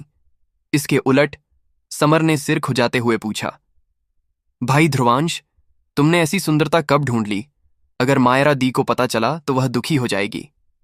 यह सुनकर ध्रुवांश का दिल अचानक धड़क उठा। यह लड़का वाकई बिना सोचे बोल रहा था। अमायरा ने समर के पास आकर अपनी साफ आंखों से ध्रुवांश को देखा और मुस्कुराकर पूछा, मायरा कौन है? समर का चेहरा तुरंत लाल हो गया और वह हिचकिचाते हुए बोला, वह उत्तरी क्षेत्र में हमारी एक दोस्त है। वह भाई ध्रुवांश के साथ बड़ी हुई है। अमायरा ने ध्रुवांश की हथेली को अपनी पतली उंगलियों से हल्के से दबाया और बोली, ओह, तो बचपन की दोस्त। अमायरा का यह भाव देखकर ध्रुवांश को काफी मजा आया। आखिरकार वह उसका बेपरवाह और उदासीन भाव देखने का आदी था। यह पहली बार था कि उसने ऐसा भाव देखा। ध्रुवांश ने मुस्कुराकर कहा, चलो, जलन मत करो। उसने अमायरा का गर्म और पतला हाथ पकड़ा और शिविर के अंदर की ओर बढ़ा। सब लोग तैयार हो जाओ, हम कल सुबह उत्तरा लोक दुनिया के सबसे अंदरूनी इलाके की ओर जाएंगे। लेकिन सब लोग निश्चिंत रहें, मैं यहां किसी को भी अयोग्य नहीं होने दूंगा। चूंकि ध्रुवांश कुछ समय से इस छोटे से यशमारा दल के साथ घुल मिल गया था, उसे इससे थोड़ा लगाव हो गया था, इसलिए उसे उनकी मदद करने में कोई परेशानी नहीं थी। यशमारा दल के सदस्यों ने यह सुनकर तुरंत खुशी मनाई और उत्साह से चिल्लाए। ध्रुवांश के इस वादे के साथ उन्हें अपने निशानों के जरूरी रैंक तक न पहुंचने और अयोग्य होने की चिंता नहीं थी। दूसरी ओर अमायरा का चेहरा थोड़ा लाल हो गया, क्योंकि ध्रुवांश उसे कई लोगों की नजरों के सामने खींच कर ले जा रहा था। उसने थोड़ा छटपटाने की कोशिश की, लेकिन ध्रुवांश ने उसे कसकर पकड़ रखा था। आखिरकार उसे उसकी मर्जी के सामने झुकना पड़ा। जैसे ही शाम का आकाश उन्हें ढकने लगा, शिविर में अलाव जल उठा, जिससे माहौल बहुत जीवंत हो गया। शिविर के एक कोने में ध्रुवांश और अमायरा अकेले अलाव के पास बैठे थे। हालांकि चुपके से नजरें उनकी ओर जाती थीं, लेकिन कोई उन्हें परेशान करने नहीं आया। अमायरा की पतली उंगलियां सींग को पकड़े थीं और आग के ऊपर चटकीला भुना मांस एक लुभावनी खुशबू छोड़ रहा था। ध्रुवांश जो आमतौर पर बनाता था, उसकी तुलना में यह गंध और स्वाद में कई गुना बेहतर था। अमायरा ने ध्रुवांश को ललचाई नजरों से देखते देखा तो हंस पड़ी और भुना मांस उसे सौंप दिया। लो। ध्रुवांश ने इसे स्वीकार करते हुए आह भरी। आखिरकार मैं फिर से सम्राट अमायरा के हाथ से बनी चीज खा सकता हूं। यह स्वाद वाकई कुछ ऐसा था जिसे वह बहुत मिस करता था। ध्रुवांश के मजाक पर अमायरा ने उसे आंख मारी, लेकिन उसके होंठों का कोना हल्के से ऊपर उठा और उसके दिल की खुशी जाहिर हो गई। जब तक वह उसके साथ थी, छोटी छोटी चीजें भी उसे अकेले आसमानी रैंक के तिलिस्मी जानवरों का शिकार करने से ज्यादा खुशी देती थीं। वह अलाव के पास शान से बैठी थी, उसका काला कपड़ा उसकी पतली देह को उभार रहा था। फिर वह चुपके से ध्रुवांश को मांस लालच से खाते देख रही थी, जबकि उसकी पतली उंगलियों ने उसके बालों का रिबन खोल दिया। जैसे ही उसने ऐसा किया, उसके लंबे चांदी जैसे बाल नीचे गिरे और आग की रोशनी में चमकदार आभा छोड़ने लगे। ध्रुवांश ने मांस जल्दी खत्म किया और अमायरा के बालों पर नजर डालते हुए बेतकल्लुफी से पूछा, तुम्हारे बाल कब वापस अपने रंग में आएंगे? उसे हल्का हल्का याद था कि उसने एक बार अमायरा से उसके बालों के रंग के बारे में पूछा था। तब उसने बताया था कि यह उस चेतक कला के अभ्यास का नतीजा था जिसे वह सीख रही थी। अमायरा थोड़ा चौंकी और बेतकल्लुफी से पूछने की कोशिश की, क्या तुम्हें यह पसंद नहीं? ध्रुवांश ने हंसकर कहा, मैं ऐसा कहने की हिम्मत कैसे कर सकता हूं? अगर मैंने कहा कि मुझे यह पसंद नहीं, तो तुम मुझे कुछ दिन नजरअंदाज कर दोगी। पहले उसने कहा था कि अगर यह काला होता तो ज्यादा अच्छा लगता। जवाब में अमायरा ने उसकी ओर एक गैर जिम्मेदार मुस्कान दी थी। लेकिन अगले 3 दिन ध्रुवांश को अपने खाने का इंतजाम खुद करना पड़ा था। इस सजा के बाद ध्रुवांश ने उसके बालों के रंग के बारे में बात करने की हिम्मत नहीं की। ध्रुवांश ने मुंह पोंछते हुए पूछा, चेतना पथ की बात करें तो चेतना ताज किसने हासिल किया? तथाकथित चेतना ताज चेतना पथ में मिलने वाली सबसे बड़ी शान और सम्मान था, लेकिन इसे हासिल करने की योग्यता सिर्फ उन लोगों को थी जिन्हें सम्राट स्तर का आंका गया था। यह पूरे चेतना पथ का सबसे चमकदार पल भी था। इसके बारे में ध्रुवांश वाकई उत्साहित था, इससे पहले कि उसे चेतना पथ से निकाल दिया गया। आखिरकार इस चमकदार पल में हिस्सा लेने वाले लोग चेतना पथ के शिखर पर खड़े थे। उनके साथ मुकाबला करने की सोच से उसका खून खौल उठता था। अमायरा ने जवाब दिया, आखिरकार चेतना ताज कियाना के हाथों में गया। ध्रुवांश काफी हैरान हुआ। कियाना, एक लड़की? चेतना पथ काफी विशाल था और चूंकि उसे बीच में निकाल दिया गया था, वह चेतना पथ के शिखर पर खड़े कुछ लोगों से थोड़ा अपरिचित था। कम से कम उसने इस कियाना के बारे में कभी नहीं सुना था। अमायरा ने सिर हिलाया। वह काफी ताकतवर है। अभी उसने लखा पक्षी अकादमी में प्रवेश किया है। शायद भविष्य में तुम्हें उससे मिलने का मौका मिले। अगर वह गुस्से से भरी न होती और विवान पर लगातार नजर न रखती, तो शायद उसका सामना कियाना से होता। लेकिन विवान कोई कमजोर नहीं था। हालांकि उसने आखिरकार उसे पीछे धकेल दिया था, लेकिन उसे भी इसकी भारी कीमत चुकानी पड़ी थी। ध्रुवांश ने मुस्कुराया। 5 महान अकादमियों की बात ही कुछ और है। ये वाकई ताकतवर लोगों के समूहों का जमावड़ा है। जब 5 महान अकादमियों का सौदा समारोह होगा तो पता नहीं कितनी हलचल होगी। अमायरा ने अचानक कहा, हाँ, और अहान भी उत्तरालोक अकादमी में दाखिल हुआ है। ध्रुवांश की नजर गंभीर हो गई। अहान? चेतना पथ में उसके 2 बहुत ताकतवर दुश्मन थे। एक था विवान, दूसरा अहान। उसने कभी नहीं सोचा था कि वह लड़का उत्तरालोक चेतना अकादमी में दाखिल होगा। इसका मतलब तो यह हुआ कि भविष्य में उनकी मुलाकात होगी। ध्रुवांश ने अमायरा को देखा। उसकी काली आंखों में ठंडक चमकी। क्या वह भी उत्तरालोक दुनिया में है? हालांकि चेतना पथ की घटना को चुपके से विवान ने अंजाम दिया था, लेकिन अहान भी शायद इसमें शामिल था। अमायरा ने सिर हिलाया। हां, लेकिन वह हमारी उत्तरालोक दुनिया में नहीं है। उत्तरालोक दुनिया कुल 4 थीं, जो परीक्षा स्थल के रूप में इस्तेमाल हो रही थीं, और ऐसा लगता था कि अहान उनमें से उनकी दुनिया में नहीं था। ध्रुवांश ने हल्के से मुस्कुराया।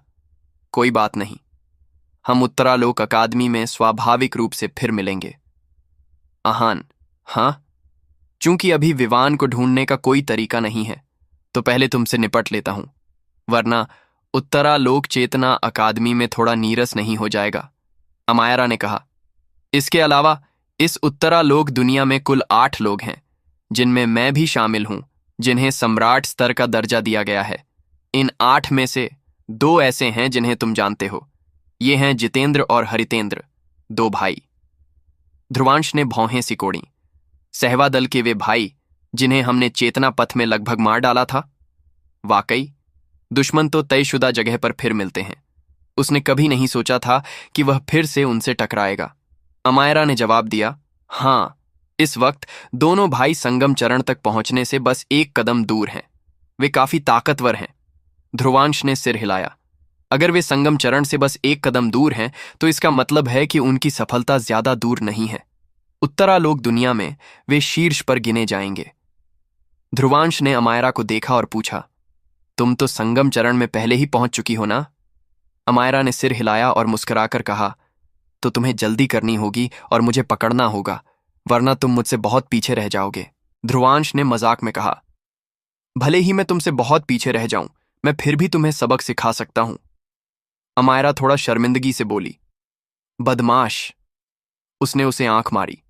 फिर उसने कहा, मैं अभ्यास करने जा रही हूं, तुम आज रात पहरा दो। इन शब्दों के साथ उसकी आंखें नरम पड़ गईं। वह चेतना पथ के उन दिनों को याद करने लगी जब उन्हें एक दूसरे पर निर्भर रहना पड़ता था। हालांकि वे दिन काफी मुश्किल थे, लेकिन वे उनके दिलों में अमिट यादें बन गए थे। ध्रुवांश ने मुस्कुराया और पूछा, तो एक और बार गले मिले?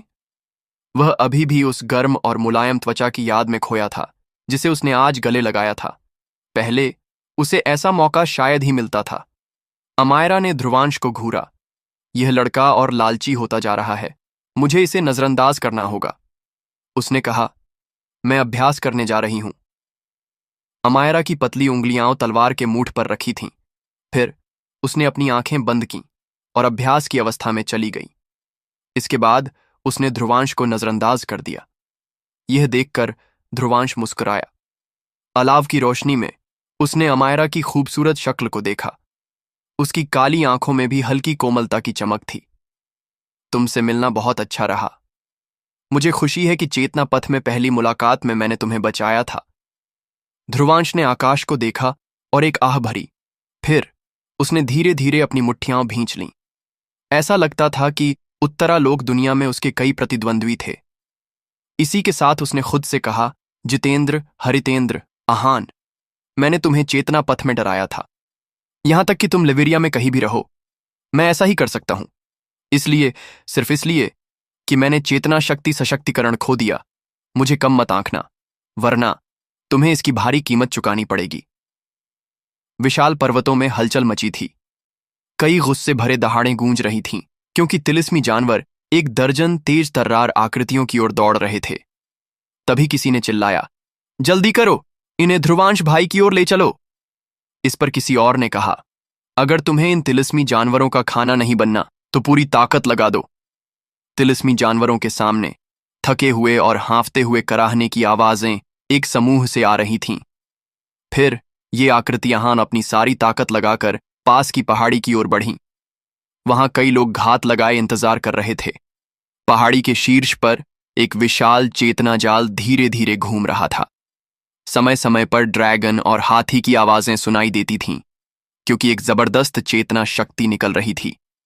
ध्रुवांश ने उन कई तिलिस्मी जानवरों को देखा जिन्हें समूह ने ललकारा था।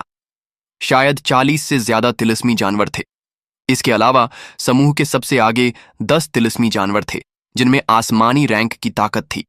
हालांकि इस स्तर के तिलिस्मी जानवर अब ध्रुवांश के लिए खतरा नहीं थे। ध्रुवांश ने कहा, चलो शुरू करते हैं। उसने हाथ हिलाया। तुरंत एक जबरदस्त हलचल चेतना जाल से फूटी। फिर एक गहरी सुनहरी रोशनी उभरी और एक ड्रैगन और एक हाथी का आकार लिया जो तेजी से आगे बढ़े। जैसे ही ड्रैगन और हाथी गुजरे, अनगिनत विशाल तिलिस्मी जानवर पीछे उछल गए और टक्कर से उनकी हड्डियां पूरी तरह टूट गईं। धीरे धीरे उनकी जिंदगी खत्म हो गई। हालांकि चेतना जाल काफी ताकतवर था, तिलिस्मी जानवरों की संख्या बहुत थी, इसलिए कुछ तेज तिलिस्मी जानवर बच निकले और यशमारा दल के सदस्यों की ओर उग्र होकर दौड़े। यह देखकर अन्वेषा ने कार्रवाई की तैयारी की, लेकिन उसके पास खड़ी अमायरा ने अपनी पतली उंगलियों से काले तलवार की मूठ पकड़ ली। तलवार एक पल के लिए कांपी और एक तलवार की परछाई ने खाली स्थान को भेद दिया। जब तिलिस्मी जानवर यशमारा दल के सदस्यों से कुछ 100 मीटर दूर थे, उनके शरीर अचानक अकड़ गए।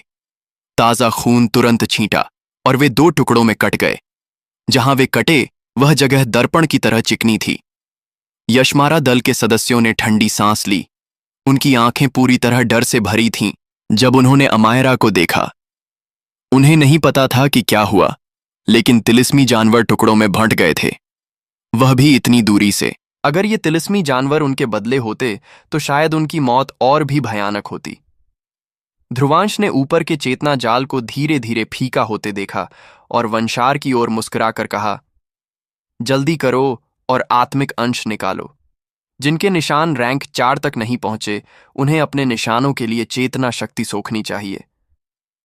वंशार और बाकियों ने उत्साह से जवाब दिया, हां। फिर वे उत्साह से दौड़ पड़े। ये तिलिस्मी जानवर कमजोर नहीं थे।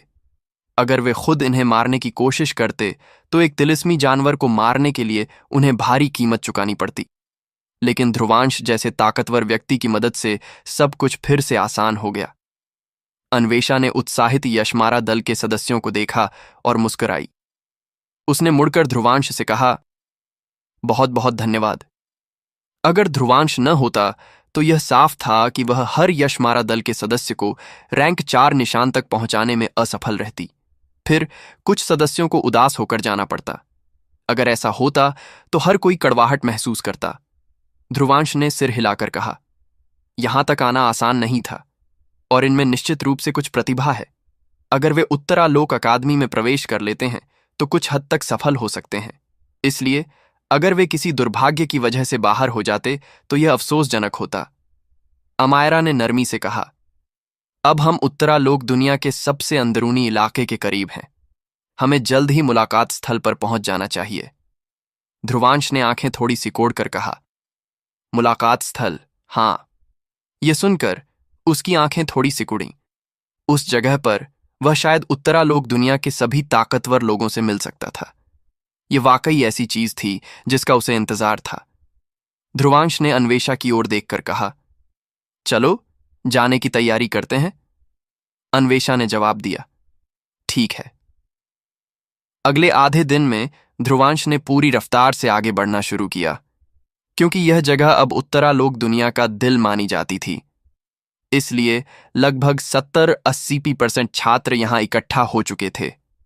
यहां लोगों की संख्या हैरान करने वाली थी। 100 मील की दूरी से भी वे हवा में तेजी से उड़ती आकृतियों को देख सकते थे। जैसे जैसे वे आगे बढ़े, ध्रुवांश और बाकियों की मुलाकात कई छोटी बड़ी टोलियों से हुई। सभी उत्साह से भरे हुए थे और एक ही दिशा में जा रहे थे। वह दिशा उत्तरालोक दुनिया की परीक्षा के आखिरी पड़ाव की ओर थी। वहां से वे वाकई उत्तरालोक अकादमी में प्रवेश कर सकते थे। जो छात्र यहां तक पहुंचे थे वे सभी असली काबिलियत वाले लोग थे। उनके माथे पर मौजूद हर निशान रैंक 4 से ऊपर था। भले ही यह बहुत शानदार नहीं था, लेकिन उत्तरालोक अकादमी में प्रवेश के लिए काफी था। बेशक ये टोलियां ध्रुवांश और बाकियों के यशमारा दल की ओर हैरान नजरों से देखती थीं। आखिरकार उनके पास ज्यादा लोग नहीं थे और उनमें से कईयों की चेतना शक्ति खास ताकतवर नहीं थी। यह उन्हें हैरान करता था। इतनी कमजोर ताकत वाली छोटी टोली यहां तक कैसे पहुंच गई, और ज्यादातर लोगों के पास रैंक 4 का निशान था। ध्रुवांश और बाकियों ने दूसरी टोलियों की नजरों की परवाह नहीं की। यह समूह जंगल से गुजरता हुआ समीरास्त के करीब धीमा पड़ गया। इस पल सभी थोड़े हैरान थे, क्योंकि उन्होंने दूर की ओर देखा। यह एक पहाड़ के ऊपर खुला मैदान था, लेकिन इस वक्त लोगों का एक विशाल समूह उनकी नजरों की सीमा तक फैला हुआ था। इसके अलावा दूर से आकृतियों का एक स्थिर प्रवाह आ रहा था। घनी चेतना शक्ति की हलचलें आकाश में उभर रही थीं। यह लोगों का सागर था। यह वह जगह थी जहां असली ताकतवर लोग इकट्ठा हुए थे। लेविरिया के विभिन्न प्रतिभाशाली लोग उत्तरालोक दुनिया में आए और आखिरकार इस जगह पर जमा हुए। लेकिन यहां भीड़ से अलग दिखने वाले ही असली दैवीय प्रतिभाएं थे। वंशार और बाकियों ने चिल्लाकर कहा, इतने सारे लोग! वे महसूस कर सकते थे कि यहां आयुष्मान रैंक के चरम चरण वाले लोग ढूंढना बहुत आसान था। इसके अलावा दिव्यमान रैंक के ताकतवर लोग भी यहां आम थे। ध्रुवांश ने कहा, चलो हम भी अंदर जाते हैं। उसने हाथ हिलाया और मुलाकात स्थल के केंद्र की ओर बढ़ा। अमायरा, अन्वेषा और बाकी लोग तेजी से उसके पीछे चल पड़े, लेकिन जैसे ही वे चले, दर्जनों आकृतियों ने उन्हें सामने से घेर लिया। कई नजरें ध्रुवांश और बाकियों पर पड़ीं, फिर आखिरकार अमायरा पर रुकीं। ध्रुवांश के समूह में बहुत कम लोग थे। इसके अलावा उनमें से ज्यादातर खास ताकतवर नहीं थे। साथ ही उनके साथ अमायरा जैसी आकर्षक शख्सियत थी, तो स्वाभाविक था कि दूसरों का ध्यान उन पर जाता। किसी ने हंसकर कहा, हाँ, इतनी खूबसूरत लड़की कहां से आई? इतनी छोटी टोली में कैसे हो? हमारे स्मार्कल दल में क्यों नहीं आती? हमारी सुरक्षा के साथ कोई तुम्हें छूने की हिम्मत नहीं करेगा। इन दर्जन आकृतियों की ताकत कमजोर नहीं थी। अगुवा 2 आकृतियां तो दिव्यमान रैंक के मध्यम चरण तक पहुंच चुकी थीं। इस वक्त वे मुस्कुराते हुए ध्रुवांश और बाकियों को देख रहे थे। आसपास से कई नजरें भी उनकी ओर थीं। लेकिन जब कुछ नजरें अमायरा पर पड़ीं, जो ध्रुवांश के पास थीं, तो वे नजरें अजीब हो गईं। फिर जब उन्होंने उन लोगों को देखा जिन्होंने ध्रुवांश को रोका, उनकी नजरें सहानुभूति और खुशी से भर गईं। इस पल ध्रुवांश की भौहें थोड़ी सिकुड़ीं। उसके पास अमायरा का हाथ पहले ही तलवार की मूठ पर था, लेकिन जैसे ही वह हमला करने वाली थी, जिसने पहले बोला था, वह अचानक जमीन की ओर उछला और कुत्ते की तरह फैल गया। उसका चेहरा लाल हो गया और उसने चिल्लाकर कहा, कौन हो तुम? जैसे ही उसने चिल्लाया, उसने एक व्यक्ति को उसे अंधेरे में घूरते देखा। वह तुरंत पीछे हटा और बोला, बॉस बचाओ। पतली आकृति ने उसकी परवाह नहीं की और आगे बढ़ी। फिर उसने अमायरा की ओर हाथ जोड़कर कहा, मुझे माफ करें। मेरे आदमी ने बिना सोचे बोल दिया। मुझे उम्मीद है कि सम्राट अमायरा इसे दिल पर नहीं लेंगी। पहले वाला लड़का यह सुनकर हैरान रह गया। भले ही उसने चेतना पथ में हिस्सा नहीं लिया था, वह जानता था कि सम्राट अमायरा का मतलब क्या है। केवल वे लोग जो चेतना पथ के शिखर पर थे एक खिताब पाते थे। यहां तक कि उसका बॉस, जो दिव्यमान रैंक के चरम चरण पर था, उसे पाने के लायक नहीं था।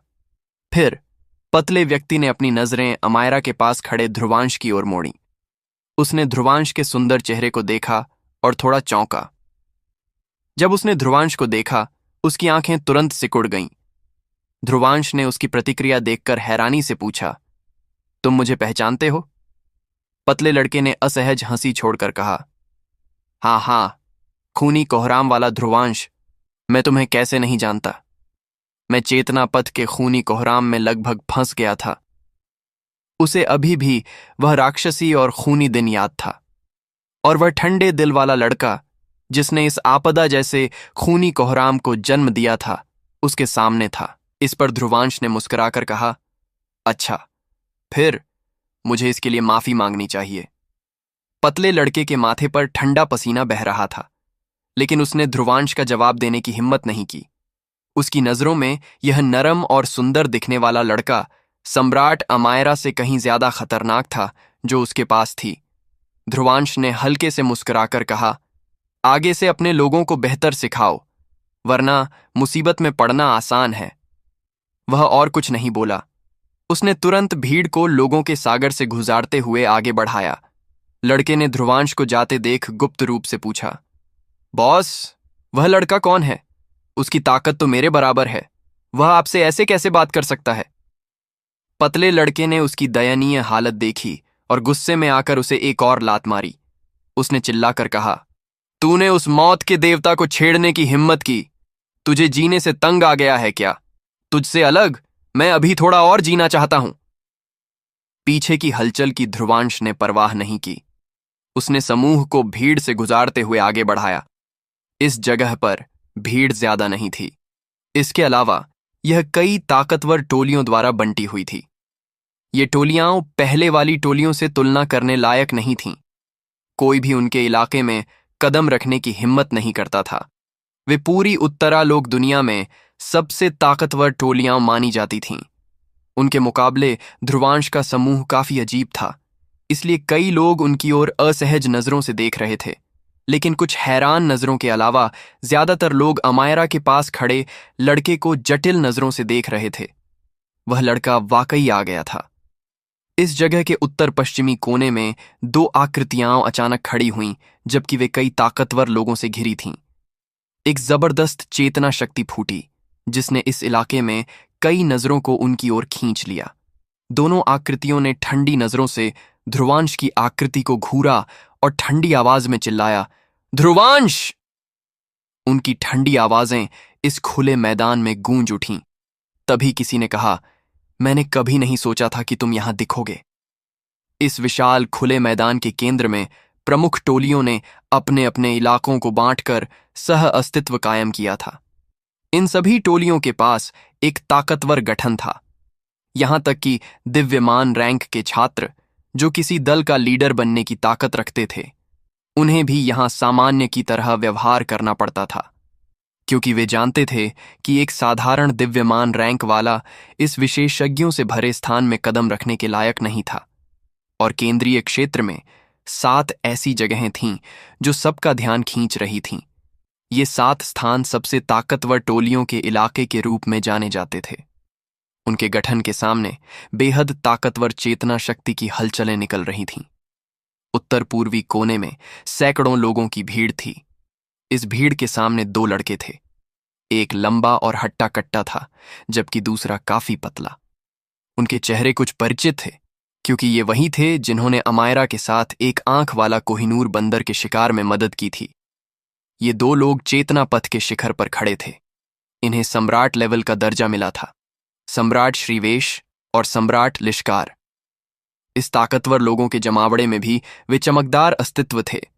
इस पल यह साफ था कि उन्होंने ध्रुवांश और अमायरा को देख लिया था, जो इस जगह पर पहुंचे थे। दोनों के चेहरों पर जटिल भाव थे, क्योंकि उनकी नजरें ध्रुवांश पर टिकी थीं। चेतना पथ में उनकी मुलाकात ध्रुवांश से एक बार हुई थी, और खास बात, उन्होंने एक दूसरे के खिलाफ लड़ाई भी की थी। लेकिन जैसे ही उनका संपर्क हुआ, उन्होंने रुककर एक दूसरे को मारने की कोशिश नहीं की। कहने को उन्हें उसकी ओर थोड़ी सहानुभूति थी। इन दोनों के अलावा 3 अन्य स्थान थे जहां 2-2 आकृतियों से ताकतवर चेतना शक्ति की हलचलें निकल रही थीं। यह साफ था कि ये भी चेतना पथ से निकले सम्राट लेवल के लोग थे। दूसरी तरफ भीड़ में से 2 आकृतियां खड़ी हुईं और उन्होंने ठंडी नजरों से ध्रुवांश को घूरा। पहले की ठंडी चीख उनके मुंह से ही निकली थी। दोस्तों, अगर आप इस स्टोरी को किसी टेलीग्राम चैनल या किसी दूसरे चैनल पर सुन रहे हैं, तो आप YouTube पर स्टोरीट्यूब चैनल को सब्सक्राइब कर लो, क्योंकि इस स्टोरी का एपिसोड सबसे पहले स्टोरीट्यूब YouTube चैनल पर ही आता है। ये 2 व्यक्ति सहवा परिवार के दोहरे सम्राट थे, जिनका जिक्र अमायरा ने पहले किया था। ये थे जितेंद्र और हरितेंद्र, जो चेतना पथ में ध्रुवांश के प्रतिद्वंद्वी थे। इस क्षेत्र में चेतना पथ के 8 सम्राट इकट्ठा हो चुके थे। इनके अलावा अन्य बड़ी टोलियां भी थीं। हालांकि इन टोलियों के लीडरों ने चेतना पथ में हिस्सा नहीं लिया था, उनकी ताकत चेतना पथ के सम्राटों से कम नहीं थी। आमतौर पर ये लोग या तो लेविरिया की बड़ी टोलियों द्वारा पाले गए थे या फिर जिन्हें असाधारण अनुभव प्राप्त हुए थे। ये सभी दैवीय प्रतिभाएं थे। यह वाकई वह जगह थी जहां केवल ताकतवर लोग इकट्ठा होते थे। सिपाहियों की चीखें हवा में गड़गड़ाहट की तरह गूंजीं। इसने तुरंत इस जगह की जीवंतता को दबा दिया। अचानक कई नजरें केंद्रीय क्षेत्र की ओर मुड़ी। किसी ने कहा, क्या ये सेहवा परिवार के दोहरे सम्राट नहीं हैं? ये दो भाई चेतना पथ में सम्राट लेवल के थे। सुनने में आया है कि वे संगम चरण से बस आधा कदम दूर हैं। जब ये दोनों मिलकर लड़ते हैं तो संगम चरण के शुरुआती चरण के ताकतवर के खिलाफ भी टिक सकते हैं। किसी और ने कहा, क्या उन्होंने पहले ध्रुवांश का नाम लिया? क्या यह चेतना पथ का खूनी कोहराम वाला ध्रुवांश हो सकता है? और कौन हो सकता है उस राक्षस के अलावा? मैंने पहले सुना था कि वह उत्तरालोक दुनिया में आया है और उसने 2 आसमानी रैंक के तिलिस्मी जानवरों के आत्मिक अंश हासिल किए हैं। लेकिन कहा जाता है कि उसकी ताकत सिर्फ दिव्यमान रैंक के मध्यम चरण पर है। लगता है चेतना पथ से निकाले जाने पर उसे भारी नुकसान हुआ। अभी उसके और सम्राट लेवल के लोगों में काफी अंतर है। सहवा परिवार के दोहरे सम्राट चेतना पथ में उसके प्रतिद्वंद्वी थे। अब जब मुलाकात हो गई तो शायद वे उसे आसानी से नहीं छोड़ेंगे। लेकिन ध्रुवांश के पास सम्राट अमायरा है। वह सहवा परिवार के दोहरे सम्राटों से भी ज्यादा खतरनाक है। इस बार मजा आएगा। यहां बहुत सारे लोग थे। उनमें से कई चेतना पथ से आए थे। एक नजर में उन्होंने सारी स्थिति देख ली थी, इसलिए अजीब आवाजें भीड़ में तेजी से फैल गईं। इस पल ध्रुवांश ने अपनी नजरें 2 परिचित आकृतियों की ओर मोड़ी। शिभाई कुछ हट्टे कट्टे थे। जितेंद्र गंजा था और उसकी ठंडी नजरें दूसरों को कंपा देती थीं। दूसरी ओर हरितेंद्र के लंबे बाल थे और उसका चेहरा शांत था। लेकिन जब वह ध्रुवांश को देखता, उसकी नजरें ठंडक से भरी थीं।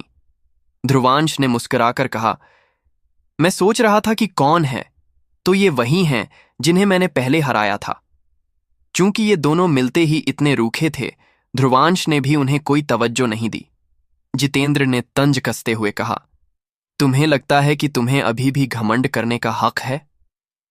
उसने ध्रुवांश को देखा और एक व्यंग्यात्मक मुस्कान उभरी। चेतना पथ का वह मशहूर खूनी कोहराम अब सिर्फ दिव्यमान रैंक के मध्यम चरण पर है। ऐसी ताकत के साथ तुम इस जगह पर खड़े होने के लायक नहीं हो। मेरी नजर में तुम्हें यहां से भाग जाना चाहिए। केंद्रीय क्षेत्र में ज्यादातर ताकतवर लोग दोनों टोलियों को नाराजगी से देख रहे थे, लेकिन उन्होंने कुछ नहीं कहा और तटस्थ बने रहे। सतह पर देखने से ध्रुवांश उनकी नजरों में ध्यान देने लायक नहीं था। आखिरकार दिव्यमान रैंक के मध्यम चरण वाले लोग आसानी से मिल जाते थे।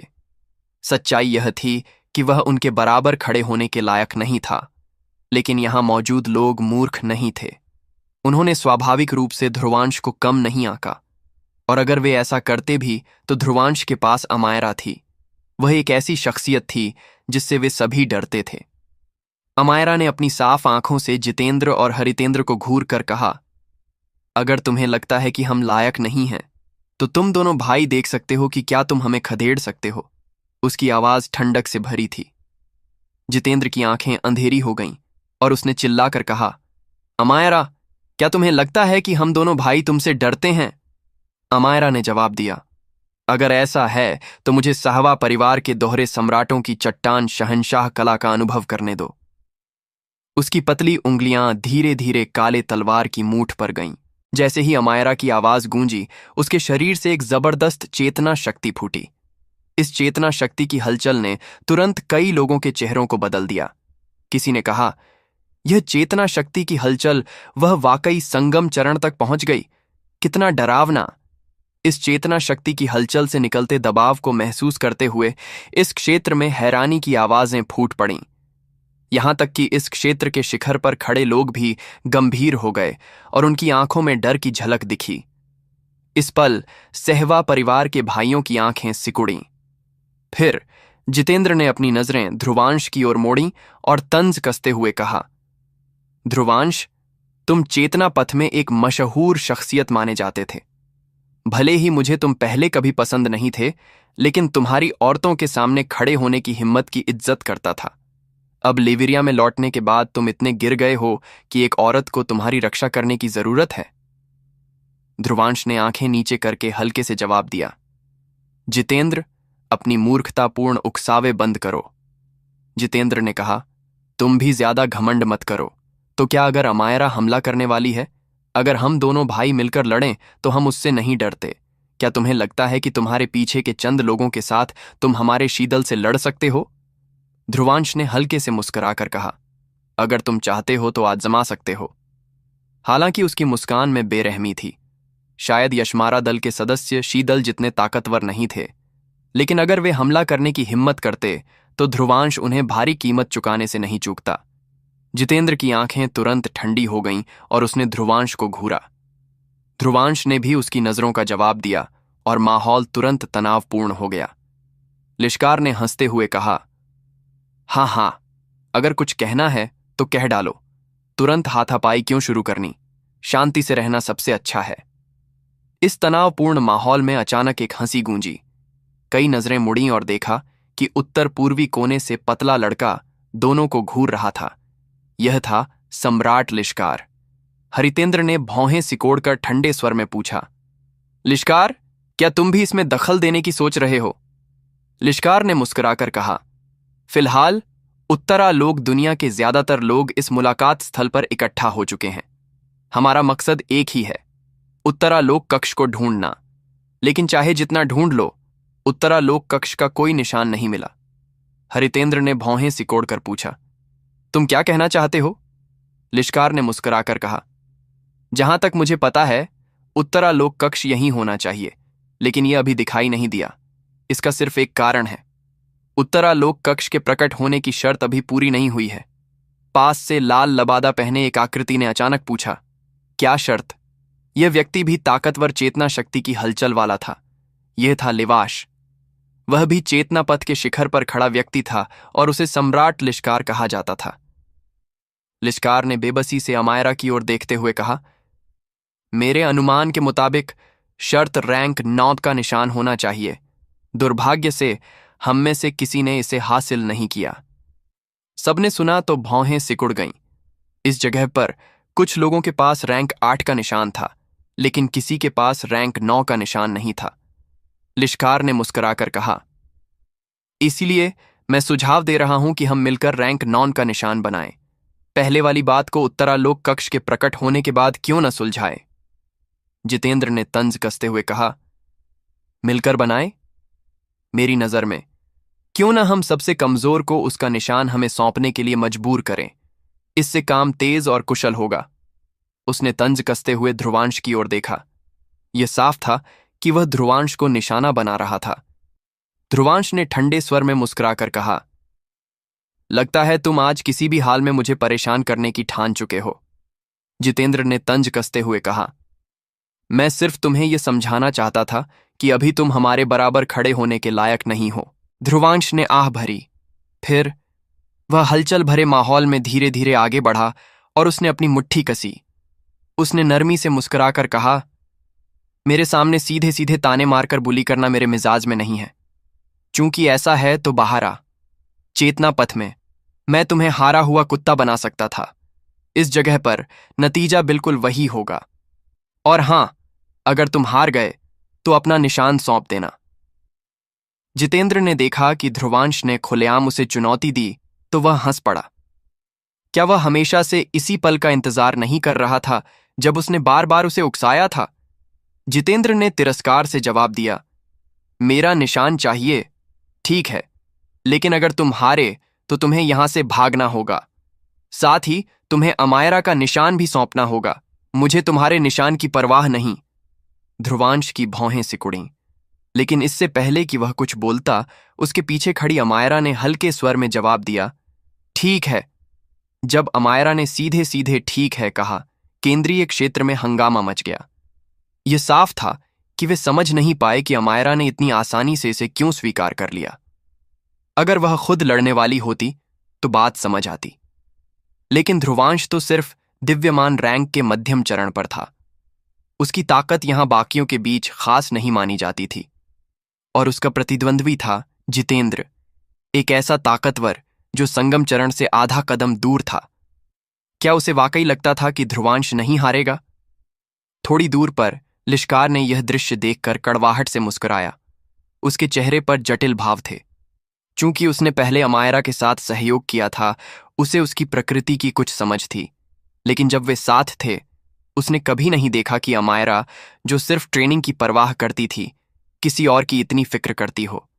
लिश्कार ने उस लड़के को देखते हुए बुदबुदाया, ध्रुवांश, तुम वाकई खुशकिस्मत हो, लेकिन उम्मीद है कि तुम उसे निराश नहीं करोगे। जितेंद्र ने ठंडी नजरों से ध्रुवांश को घूरते हुए हंसकर कहा, हाँ, लगता है सम्राट अमायरा को तुम पर काफी भरोसा है। ध्रुवांश ने मुस्कुराकर कहा, शुरू करें? उसकी काली आंखों में ठंडक की लहर उभरी। उसने कभी नहीं सोचा था कि यह शख्स इतना चिढ़ाने वाला होगा। जितेंद्र की आंखों में ठंडक उभरी और उसने एक कदम आगे बढ़ाया। घनी चेतना शक्ति अनंत रूप से फूटी और इसके प्रभाव ने पास की बजरी को चूर चूर कर दिया। उसने चिल्लाकर कहा, चेतना पथ में जो हार मुझे मिली थी, इस बार मैं तुम्हें उसका एहसास कराऊंगा। जितेंद्र की आंखें बेरहमी से भरी थीं और उसने अब और देर नहीं की। उसने जमीन पर जोर से पैर मारा।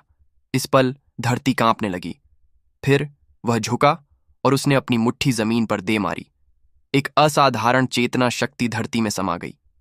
फिर जिस जमीन पर ध्रुवांश खड़ा था, वह तुरंत ढंस गई। चेतना शक्ति की एक उग्र लहर जमीन से भाले की तरह फूटी और ध्रुवांश की टांगों की ओर तेजी से बढ़ी। उसी वक्त ध्रुवांश भी हिला और एक धुंधली आकृति में बदल गया। जब उसकी परछाई टूटी, वह पहले से ही जितेंद्र के सामने प्रकट हो चुका था। ध्रुवांश ने 2 उंगलियां सीधी रखीं जो सुनहरी रोशनी से चमक रही थीं। यह रोशनी एक सुनहरे भाले की तरह थी जो खालीपन को भेदते हुए जितेंद्र के गले की ओर बढ़ी। जितेंद्र ने हंसते हुए कहा, इतनी काबिलियत से मुझे चोट पहुंचाना चाहते हो? उसने अपना हाथ आगे किया और ध्रुवांश के हमले को रोक लिया।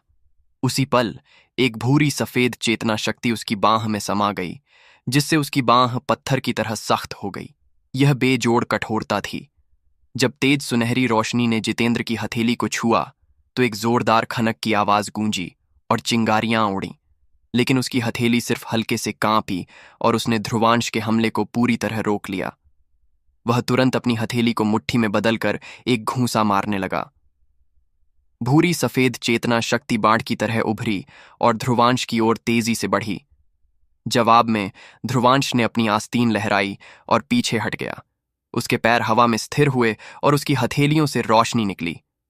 इस पल दर्जनों रोशनियां हवा में एक हो गईं। ध्रुवांश के ऊपर तुरंत एक जबरदस्त चेतना शक्ति की हलचल फूटी। फिर एक सुनहरी रोशनी का चेतना जाल जल्द ही उभरा। किसी ने हैरानी से कहा, चेतना जाल, और इतनी डरावनी रफ्तार से। ध्रुवांश के ऊपर चेतना जाल को देखकर कई लोग पूरी तरह हैरान थे। ध्रुवांश ने जिस रफ्तार से जाल बनाया, वह अविश्वसनीय था। इसके लिए चेतना शक्ति पर कितना नियंत्रण चाहिए। ध्रुवांश की आंखें ठंडी हो गईं और उसने अपनी मुद्राएं बदलीं। सुनहरी रोशनी के चेतना जाल में एक दांतेदार सुनहरी रोशनी का पहिया उभरा। यह तुरंत आकाश को चीरता हुआ जितेंद्र की ओर सुनहरी रोशनी बनकर बढ़ा। जितेंद्र ने तंज कसते हुए कहा, चेतना जाल? तो तुम्हारे पास ऐसी तकनीक भी है, लेकिन ऐसा शर्मनाक चेतना जाल दिखाने से बेहतर है कि न दिखाओ। उसकी बाहों पर नसें ड्रैगन की तरह हिलीं, जबकि एक भूरी सफेद रंग उसकी पूरी बाह को भर गया। जितेंद्र ने चिल्लाया, पत्थर अजगर भेदन! उसने कोई बचाव नहीं किया। इसके बजाय उसने अपनी पत्थर जैसी बाह से एक घूंसा मारा। एक गहरी आवाज गूंजी और भूरी सफेद चेतना शक्ति ने ताकतवर हवाएं बनाईं। यह वाकई एक भूरी सफेद अजगर में बदल गई और सुनहरे पहिए पर जोर से टकराई। जब भूरी सफेद चेतना शक्ति फूटी, तो एक जबरदस्त हलचल भी निकली। दांतेदार सुनहरी रोशनी का पहिया जितेंद्र के घूंसे से तुरंत चूर चूर हो गया। इस हरकत से साफ था कि उसकी ताकत वाकई काफी थी। जितेंद्र ने सुनहरे रोशनी के पहिए को एक हमले में नष्ट करके और तिरस्कार भरे चेहरे के साथ कहा, हा, ध्रुवांश, जैसा मैंने सोचा, चेतना पथ की तुम्हारी ताकत और शक्ति लिविरिया में लौटने के बाद खत्म हो गई। अब तुम सिर्फ इतना ही कर सकते हो। हालांकि वह ध्रुवांश का मजाक उड़ा रहा था, जितेंद्र चेतना पथ के कठिन परीक्षण से गुजरा था। उसकी युद्ध समझ काफी शानदार थी, इसलिए वह आगे बढ़ा और ध्रुवांश के करीब पहुंच गया। एक चेतक योगी के खिलाफ करीबी युद्ध में जवाब देना सबसे फायदेमंद था, और चूंकि यह लड़ाई निशान के लिए थी, कोई गलती नहीं करनी थी। जितेंद्र ने भयानक मुस्कान के साथ कहा, मैं तुम्हें एक घूंसे में हरा दूंगा। वह ध्रुवांश की ओर ठंडे स्वर में मुस्कुराया और उसकी भूरी सफेद बांह तुरंत गहरी हो गई। यह ऐसा था जैसे वह दुनिया के सबसे सख्त पत्थर में बदल गई हो। जितेंद्र ने चिल्लाया, ड्रैगन चट्टान विनाश! उसका घूंसा घनी चेतना शक्ति के साथ निकला। एक ड्रैगन की दहाड़ इसके साथ थी, क्योंकि भूरी सफेद चेतना शक्ति एक पत्थर ड्रैगन में बदल गई। यह हवा को चीरता हुआ ध्रुवांश की ओर तेजी से बढ़ा। इस ताकतवर हमले के तहत आसपास की हवा फटने लगी। इस पल हवा का प्रवाह दौड़ते ड्रैगन के साथ मिल गया। ध्रुवांश ने इस ताकतवर हमले को देखा तो उसकी काली आंखों में ठंडक उभरी। उसने अपनी मुट्ठियां कस लीं और 3 गहरी रोशनी की सीलें उभरीं। जैसे ही वे दिखीं, उसने भी एक घूंसा मार दिया। ये 3 काली रोशनी की सीलें एक काली रोशनी की किरण में बदलीं और पत्थर ड्रैगन से टकराईं। संपर्क से चेतना शक्ति की जबरदस्त लहरें उभरीं। पत्थर ड्रैगन तेज हवाओं के खिलाफ कांपने लगा, लेकिन जितेंद्र सिर्फ जोर से हंसा और उसने एक और घूंसा मारा। भूरी सफेद चेतना शक्ति उभरी और तीनों काली रोशनी की सीलों को पूरी तरह चूर चूर कर दिया। कुछ बार आमने सामने होने के बाद यह साफ था कि जितेंद्र को बढ़त थी। तो दोस्तों, क्या होने वाला है आगे? क्या होगा जब ध्रुवांश और बाकी लोग पहुंचेंगे महान अकादमियों में? आखिर कौन सी मुसीबत इंतजार कर रही है ध्रुवांश का महान अकादमी में? जानने के लिए सुनते रहे इस स्टोरी को सिर्फ और सिर्फ स्टोरी ट्यूब यूट्यूब चैनल पर।